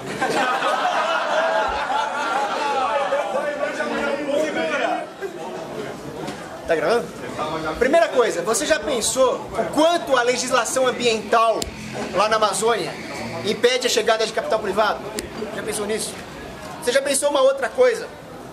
O quanto que a existência de um aparato estatal para supostamente cuidar dos pobres impede a propensão à caridade privada? Não estou nem falando do imposto, porque eu contribuiria muito mais para a caridade se eu não tivesse que dar uma parte para o Estado, né? Tem mais essa. Terceiro, você já pensou que interessa para os próprios empresários chegar numa região ribeirinha lá da Amazônia e começar um investimento ali, seja de borracha, seja de hotel fazenda, seja de, sei lá, porque eu não sou empresário, eu não sou empreendedor, nada assim, né? Tem cara que é. E aí eles vão contratar a própria população local a muito baixo custo se nós acabarmos com a legislação trabalhista. As empresas não vão lá para os rincões da China, podia vir para a Amazônia também, né? Se não tivesse legislação ambiental. Aí vai começar a entrar capital ali, pelo menos para mão de obra mais apta. Aí as famílias fortalecidas vão começar a ajudar aqueles inválidos mesmo que não conseguiram se inserir nessa lógica empreendedorial. E assim vai se construindo uma força local. Vai chegar uma igreja ali, vai formar uma comunidade, vai começar a ajudar. Isso não acontece no Brasil porque justamente o Estado centralizado, principalmente na época do Estado Novo de Vargas, acabou com isso. O Vargas, ao criar a legislação trabalhista, fez todo mundo vir para São Paulo, onde a produtividade marginal da mão de obra é maior, e o Nordeste, a Amazônia, ficou abandonado. Então tudo que você está falando é resultado de intervenção estatal. Agora, o debate é sobre a abolição do Estado gradual ou bruta, né? Se você falar do Jair Bolsonaro de novo, eu vou mandar você pra Gil Pedrinhas, hein? Agora... Mas eu falo, tá bom. Só nesse processo de falagem agora, de, enfim, abolição e entrar em contato com os ribeirinhos, eles produzirem por conta própria, me pareceu um processo gradual, e aos poucos. Então isso justamente reforça a necessidade de um processo gradual para o Estado, porque se você acaba de uma hora para outra, não existe essa possibilidade. Na Alemanha, existiam vários controles econômicos que foram impostos pelos aliados na Segunda Guerra Mundial. O general lá que comandava era um cara chamado Lucius Clay. E ele impôs esses controles praticamente socialistas na Alemanha Ocidental, ali, ocupada pelos Estados Unidos, até que chegou um sujeito chamado Ludwig Erhard e removeu os controles completamente. O político? Não.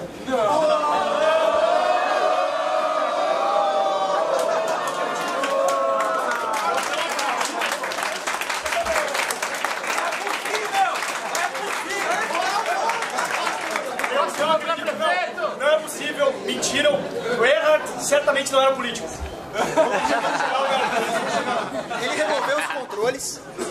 A economia da Alemanha se readaptou. Segunda-feira às 9h40, o horário que eu queria pôr no Estado ali, a economia alemã já começou as engrenagens a funcionar. Foi quase imediato. Eu acredito que já tem empresário querendo entrar ali. Agora, o Erhard, depois que ele fez essa coisa de remover os controles, ele impôs controles, porque ele é um político ladrão desgraçado. Se matasse...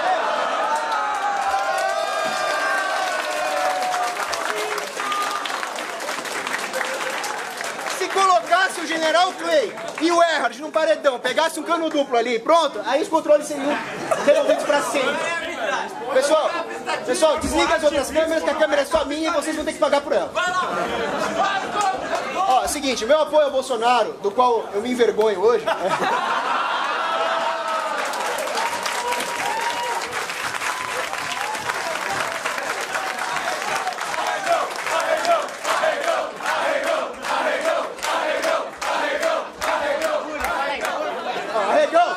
Você é muito macho pra falar aqui e falar que voltou atrás, vai.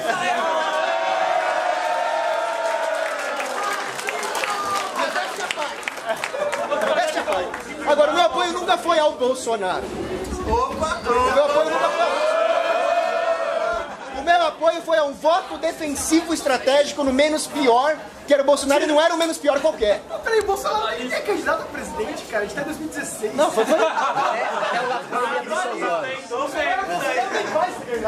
Agora, a ideia não era uma redução gradualista, a ideia era um combate mesmo, porque o Bolsonaro ia revogar o Estatuto de Desarmamento e ia comprar um tanque ali.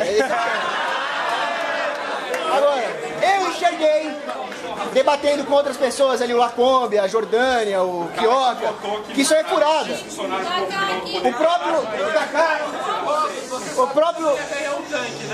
É, só... Você viu como as pessoas são subornáveis? Ele me dá um tanque e eu vou votar nele. Todo homem tem seu preço. Ó, um M1 Abrams eu votava na Dilma. Não, peraí. Um M1 Abrams eu votava na Dilma. Que M1 Abrams? É um tanque. Meu nome é Ricardo.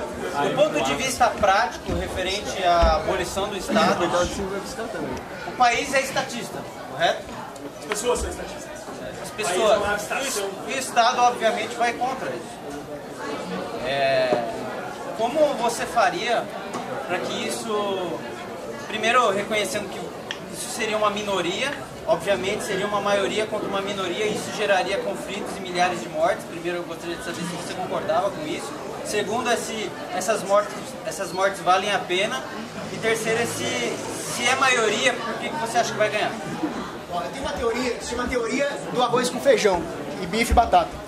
A maioria das pessoas não dão muita bola para essa conversa sobre social liberalismo, anarcocapitalismo, conservadorismo, ismo. A grande, imensa maioria da massa das pessoas está preocupada se tem arroz, feijão e batata no seu prato. É isso que importa.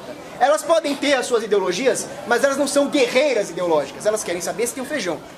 É verdade que a maioria das pessoas tem um viés estatista justamente por culpa da educação estatal, dos anos de doutrinação. A democracia é a ferramenta que permite que as pessoas que estão lá no canto delas exerçam esse estatismo na urna e perpetuem esse arranjo nacional de tirania. Porque... Não, eu tô falando contra a democracia. As pessoas podem até ter uma mentalidade estatista, mas elas estão mais preocupadas em trabalhar e ganhar o pão de cada dia. A democracia é essa aberração nefanda que permite que qualquer um, com ideias manipuladas, com ideias tortas, vá lá e vote. Então, eu não entendo o Osterman. Ele falou que a maioria do Brasil é estatista e defende democracia onde a maioria é que decide. Ele defende uma democracia liberal, onde o poder estatal seja limitado o máximo possível. Mas como é que você vai limitar o Estado com o Estado tem monopólio de poder? Então esse é o ponto. Existem diversas democracias liberais. Respondendo a pergunta dele. A maioria das pessoas não pegaria em armas para defender o Estado. A maioria das pessoas seria exatamente como aquele fazendeiro da pintura do Pedro Américo, da Independência do Brasil, que estava lá com o saco de capim dele olhando lá os portugueses e as tropas do Dom Pedro. Eita, nós. A maioria das pessoas é assim. A não ser que exista uma ferramenta que canalize toda a exploração do ódio da cisânia, que é a democracia. Quer ver uma coisa? Quando que surgiu na história da humanidade esse conceito de esquerda, direita, liberalismo? Isso aí surgiu na Revolução Francesa. Tem um historiador chamado Tony Judge que explica isso. Porque antes, o debate político era mais honesto. Eu quero dominar você, eu quero explorar os seus súditos. Isso é honesto, isso é uma coisa transparente. A Revolução Francesa serviu para mascarar essa fachada, essa disputa de poder com uma fachada ideológica. Só isso. Tá. Tinha mais uma lá pra ir. Deixa eu só terminar o raciocínio. Se você concorda que mataria milhares de pessoas. Não. De jeito nenhum. Mataria... Por mais que o país não fosse contra, o Estado seria contra. E o Estado seria maior do que as pessoas que realmente querem a abolição do Estado. Ou não? Mas pensa na prática. Não, é do ponto de vista prático. Se tivesse, digamos assim, hipoteticamente, um político liberal ou um político socialista lá para apertar o botãozinho de te jogar uma bomba atômica no ginásio onde tu guarda teus tanques. Os dois fariam isso, mas sabe quem talvez não fizesse isso? Um rei. O rei ia ficar coado. Numa democracia, você está mexendo com interesses muito maiores do que o simples rei. Mas não é exatamente o contrário, porque segundo o próprio Hopper, para o rei o Estado é a propriedade privada dele, ele não teria um zelo muito maior em manter seu poder e sua propriedade privada. Ou tu acha que realmente todo rei vai ser que nem o Dom Pedro II, que simplesmente falou assim, tô velho mesmo, tô cansado dessa bosta. A cabeça do rei, o pescoço do rei é a propriedade privada mais preciosa que ele tem. Essa ele quer preservar. Agora, como é que você vai fazer isso numa democracia? Numa democracia... Justamente, tu vai fazer isso justamente garantindo para ele que se ele perder o poder, ele não vai necessariamente perder o seu bem mais precioso. Porque esse é o grande avanço da democracia em relação aos outros regimes. O fato de o cara poder ser removido do poder sem perder a cabeça. Como é que se remove um democrata do poder? Acabamos de ter um exemplo muito claro disso na história do Brasil. Aonde? Impeachment, caralho. Impeachment? Você acha que é Dilma que manda? Nem concluiu ainda. Cara, acima da Dilma tem o Lula, acima da Lula, estamos concluindo. Em breve concluiremos. Como é que você remove a Goldman Sachs? Só para finalizar, se você não concorda que milhares de pessoas iriam morrer, a pergunta é, se milhares de pessoas morrer, vale a pena? Isso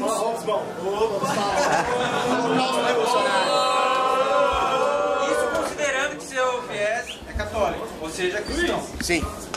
Eu não acredito que milhares de pessoas vão morrer, porque se houvesse na prática uma revolução do Estado, ela se daria, uma revolução contra o Estado, ela se daria de outra forma. Provavelmente na forma de uma desobediência civil. A elite natural local que emergiria da desregulação no setor de segurança e defesa faria com que surgissem tantas miríades de localidades fortes que na prática, como é que o poder federal vai invadir localidade por localidade? Não vai. Ele vai ter uma guerra quarteirão por quarteirão, que é o pior tipo de guerra que existe contra o Brasil inteiro? Não vai. Então, se houvesse conflitos, seriam conflitos localizados entre os militantes mais apaixonados e alguns poucos resistentes. Morreria ali algumas pessoas, mas não seria um massacre. Ô, Cocos, isso não seria um mini-estado? Não. Por quê? Porque o mini-estado justamente é o monopólio. É o monopólio da arbitração, o monopólio da defesa. E a ideologia por trás de uma revolução dessa seria justamente a ideia da quebra do monopólio. Então é no sentido inverso. É claro que poderia surgir abusos, mini-estados, é claro que algum arbitrador privado poderia e iria, é certo isso, Ramon, que ele iria querer usurpar o poder. Então poderia surgir um novo Estado? Poderia surgir um novo Estado uma vez que o Estado acabasse? Sim! Sim, poderia. Agora, se um paciente tem câncer, você não vai remover o câncer porque pode surgir outro câncer?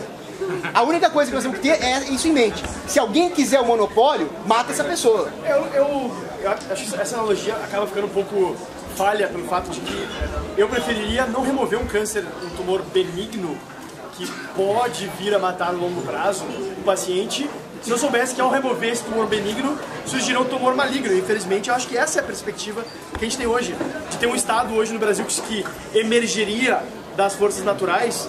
É só se olhar as localidades onde o Estado acaba não tendo uma presença tão marcada. Eu queria ter realmente milícias no lugar do Estado, que também atuam com uma lógica estatal, uma lógica de expoliação, de pilhagem e uma lógica absolutamente ilegítima, como é o Estado. Mas o Estado, pelo menos, existe o poder mais difuso, enquanto que uma milícia é o poder absolutista. É isso que não me desce. Esse é o apreço por um Estado absolutista. O simples fato de você estar questionando a validade de uma milícia e legitimando o Estado já mostra o poder absurdo que o Estado tem. As pessoas legitimam. A milícia pelo menos tem a vantagem de legitimar que eles têm monopólio. O Estado tem isso. Agora, o exemplo que você deu da Somália. A Somália não era uma sociedade libertária. Você não acha que aqueles chefes tribais estavam lá lendo Rothbard? Não era assim que funcionava. Justamente porque uma parte desses chefes tribais tinham apoio da ONU, apoio financeiro e político e até militar da ONU. Outra parte tinha apoio de outros líderes tribais em outros países, Etiópia, própria União Africana. Então, óbvio que aquilo era uma disputa de milícias subsidiadas, que podiam então socializar o custo. Mesmo assim, houve queda no número de homicídios. Mesmo assim, houve um enorme avanço no setor de telecom. Basta sair o Estado centralizado, que mesmo com um bando de milícias assassinas já melhorou um pouco. Então, mas desculpa, eu tinha te perguntado antes, como é que se daria a abolição estatal? Seria num país, numa região, no mundo inteiro, súbito? E se isso é uma possibilidade realmente premente? Ou seja, se alguém em sã consciência acredita que isso tem alguma chance de acontecer de uma hora para outra, de a gente ir dormir e acordar com o Estado abolido. Ninguém falou isso. A defesa da abolição imediata, acho que leva em consideração isso, que ela de fato pode vir a acontecer. Eu acho que o gradualismo, ele é aplicável, porque eu acho que é possível sim a gente reduzir gradualmente o poderio estatal e gradualmente limitando o poder do Estado. É isso que eu defendo. Eu acho que fez uma analogia muito boa, inclusive, colocando o meu approach como o approach do Gramsci. Enquanto o teu approach seria o approach do Marx, correto? Um approach mais revolucionário, um approach mais fundamentalista, sem a parte pejorativa da questão. Mas o que a gente vê na realidade, de fato, é que o próprio approach do Gramsci está servindo para dar uma sobrevida ao socialismo, desagradavelmente. Eu queria fazer um apontamento biológico. Você fez uma comparação de um tumor benigno com um tumor maligno. Não sou biólogo, então. Não, mas o tumor benigno não é passível de remoção, significa que ele não tem possibilidade de se tornar maligno. Só fica consciente disso, cara. Minha pergunta, boa noite, meu nome é Luiz. Minha pergunta é pra você, cara. Você falou que, na verdade, no seu ponto de vista, a redução do Estado deveria ser gradual e de dentro do Estado, criando uma série de regras e instituições que limitariam o poder do Estado, certo? Como fazer isso, dado que, como você mesmo falou, você tem uma sociedade brasileira que tem certeza que todo mundo tem mentalidade estatista, que todos os sistemas de preço deveriam ser controlados pelo governo, certo? Essas pessoas elegem seus candidatos, portanto elas têm representantes dentro do governo, certo? Você tem um sistema que ele é coercitivo, um sistema que rouba das pessoas, entendeu? Como você pretende limitar? Que tipo de medida você realmente pretende adotar que vai limitar e, pior ainda, reduzir esse poder por dentro da instituição que só tem interesse em se ampliar cada vez mais? É importante que a gente entenda que a luta política é, na verdade, a ponta do iceberg, que é sustentado pela batalha de ideias. É fundamental que a gente tenha uma instituição ampla, uma quantidade muito grande de instituições voluntárias, de divulgação das ideias liberais e de convencimento, para que a gente passe a ganhar os corações e as mentes das pessoas, para que elas passem a apoiar proposições políticas que visem a limitar o tamanho do Estado. O Estado é a ponta do iceberg. Por outro lado, eu acho que acaba sendo um pouco utópico demais a gente ficar defendendo simplesmente que o Estado vá se abolir e vai surgir um conjunto de instituições e interações melhores. Isso para mim se assemelha, na verdade, a dar murro em ponta de faca, enquanto que o approach gradualista seria muito mais em tentar enferrujar essa faca ou quebrar as pontas dela, ou idealmente, inclusive, enfraquecer a mão que segura a faca contra o nosso peito. Mas uma coisa não funciona sem a outra. Não tem como ter luta política efetiva sem ter embate de ideias. E ter só o embate de ideias sem a luta política, o embate de ideias vai se esvanecer, vai desaparecer, porque simplesmente as condições materiais para financiar o próprio embate de ideias vão desaparecer. Se simplesmente a gente ignorar a luta política. Os impostos vão aumentar, o respeito pela propriedade privada vai diminuir, as possibilidades de interações privadas. É o que aconteceu na Venezuela, é o que aconteceu na Coreia do Norte, é o que aconteceu em vários outros países, mas na Venezuela especificamente. O Estado começou aos poucos a estatizar os meios de produção, a estatizar os veículos de comunicação, estatizar as universidades, e muito cedo não se tinha mais nem lugar para fazer uma assembleia, uma reunião de um grupo de estudos, uma reunião como essa, que só pode acontecer porque a gente tem o respeito à propriedade privada, garantido pela nossa Constituição, inclusive pelo nosso ordenamento jurídico. Se a gente simplesmente abrir mão disso, garantido, claro, de uma maneira torta, garantido muito menos do que deveria ser.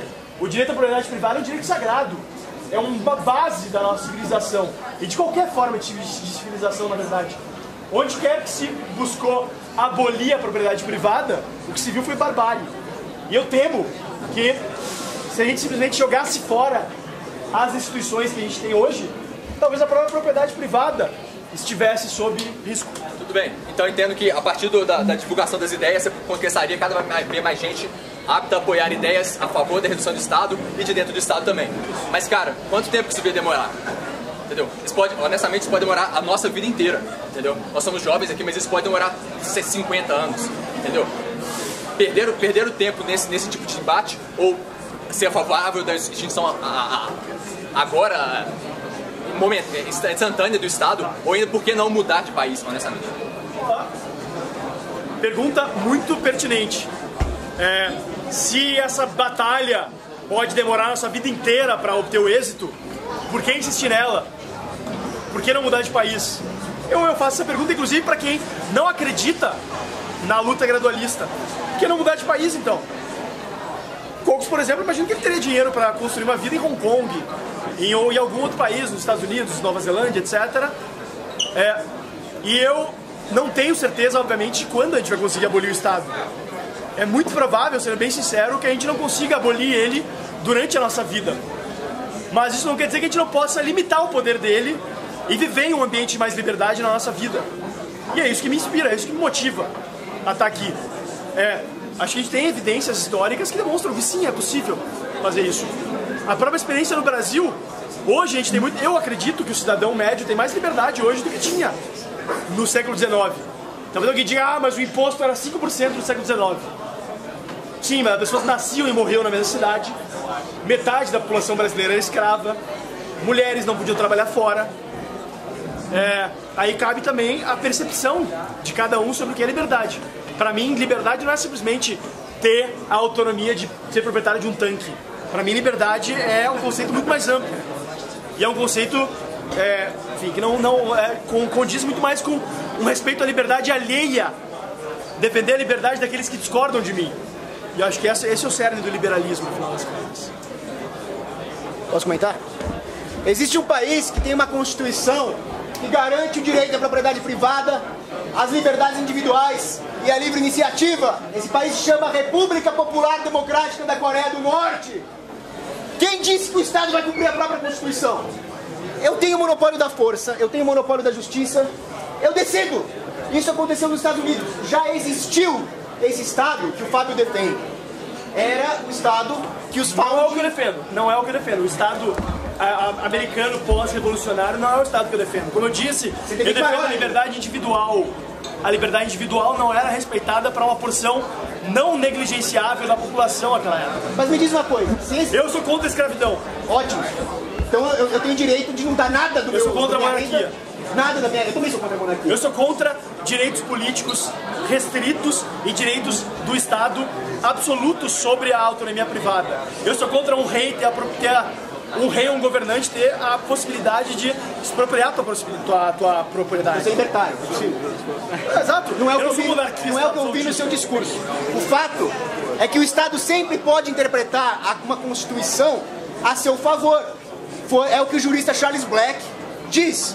A hermenêutica jurídica decidida pelo Estado, obviamente vai ser pró-Estado.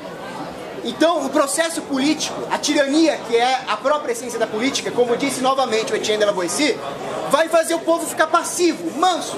Ao invés de eles mesmos conquistarem a própria liberdade, eles vão esperar que ela caia da política. E pior, eles vão esperar que a decisão popular pífia de colocar uma urna num voto é a maneira de conquistar a liberdade. Lembra quando eu falei que as pessoas têm que fazer caridade por elas mesmas, têm que ir lá ajudar o pobre?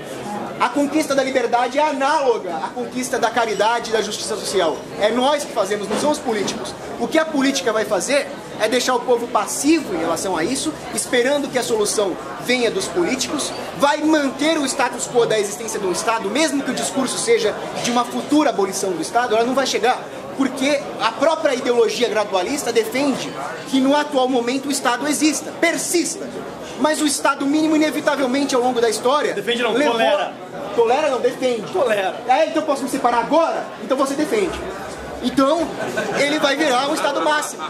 Vai virar um Estado máximo, inevitavelmente, como virou ao longo da história. Eu acho que deve poder, mas infelizmente o ordenamento jurídico brasileiro não permite. Então nós matamos eles! Diferentemente de ficar falando que deveria fazer, deveria permitir, eu tô indo, botando a minha cara a tapa para defender a tua autonomia. Você falou em ordenamento jurídico? Então eu te digo como é que funciona o ordenamento jurídico. Me diz, tu que estudou direito aí. Não, eu estudei mesmo, não no MEC, estudei sozinho. Não retrocesso dos direitos sociais é um princípio de interpretação jurídica que existe no Estado brasileiro. E ele fala em perspectiva histórica, é bom considerar isso. Essa doutrina surgiu da mente de um psicopata chamado Gomes Canotilho. Ele diz que uma vez conquistados os direitos entre mil aspas, né, sociais, eles não podem voltar atrás. Aliás, não é socialista. Canotilho foi ativo. Socialista pois é. Ativo da Revolução dos Escravos. Pois é. E o Brasil adota isso. Sim, é uma construção social-democrata que a gente adota até hoje e acha que é paradigma de democracia, sociedade desenvolvida. Eles gostam direito lá no São Francisco. E essa é a realidade. Então, uma vez que o Estado coloque uma política aí como voucher, como é que você vai voltar atrás? Não vai. Ele pode de propriedade privada, só que quando você tem propriedade privada, sempre... Vamos fazer, pessoal, vamos fazer tipo umas considerações finais, aí depois a gente pode seguir um debate mais informal. Fala aí. Posso fazer uma coisa? O pai. Não, o pai do Cogos vai lá. Quero fazer duas perguntas. Primeiro, quem é que devia ter providenciado o microfone? A iniciativa privada.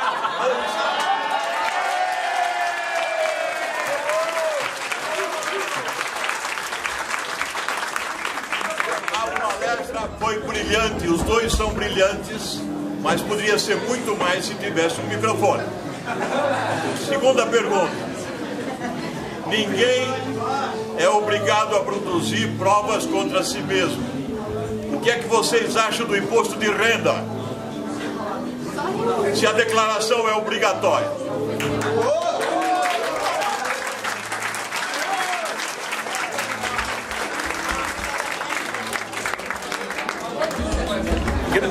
Agradeço ao senhor Cogos Pai pela pergunta, pelo comentário, pelo comentário sobre o microfone, mas o fato é que, enfim, foi... Bom, nada impediu no mercado também que o senhor tivesse arranjado um espaço que disponibilizasse o microfone, ou que mesmo seu filho, que convocou o debate, tivesse organizado um espaço onde tivesse o microfone. Os custos de transação eram bem restritos nesse caso, bem pequenos, quase negligenciáveis, mas eu tomei a iniciativa de pegar e selecionar um bar. Enfim, também eu não ia dedicar um dia da minha semana para organizar um mega debate, que acho que é muito mais interessante se for assim, desse jeito amigável e descontraído que foi. Sou contra imposto de renda e acho que também não deve ser não se deve ser obrigatória a autodeclaração de renda. Bom, quanto ao microfone, isso aí é o seguinte, isso aí é para dar emprego para os fonoaudiólogos, né? Keynesiano. Mas é bom porque treina justamente a retórica. Eu estava falando pro pessoal no início, como é que vocês acham que era o parlamento inglês do século XIX, o período da Assembleia Nacional Francesa, na Revolução Francesa? Você tinha microfone? Não, era no gogó. Tem uma concordância aqui,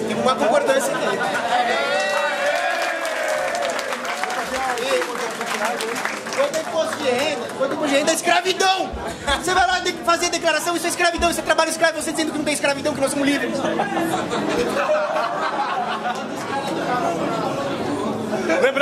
Lembrando, perspectiva histórica substitui a perspectiva histérica, mas vamos fazer as últimas considerações finais aí. Começa? Eu não vou lembrar a frase exata que está em Provérbios. O justo que se mistura ao ímpio vira uma lama turva, né? Porque quando você mistura água limpa com sujeira, não vai gerar água limpa, vai gerar lama. Assim é a mistura do homem justo honesto com os meandros da política. O Estado então só existe para capturar todos os esforços contra o Estado para alimentar a si próprio. Não cometa esse erro. Ética e soberania individual são as únicas saídas. E agradeço a presença de todos e pela paciência também. Obrigado.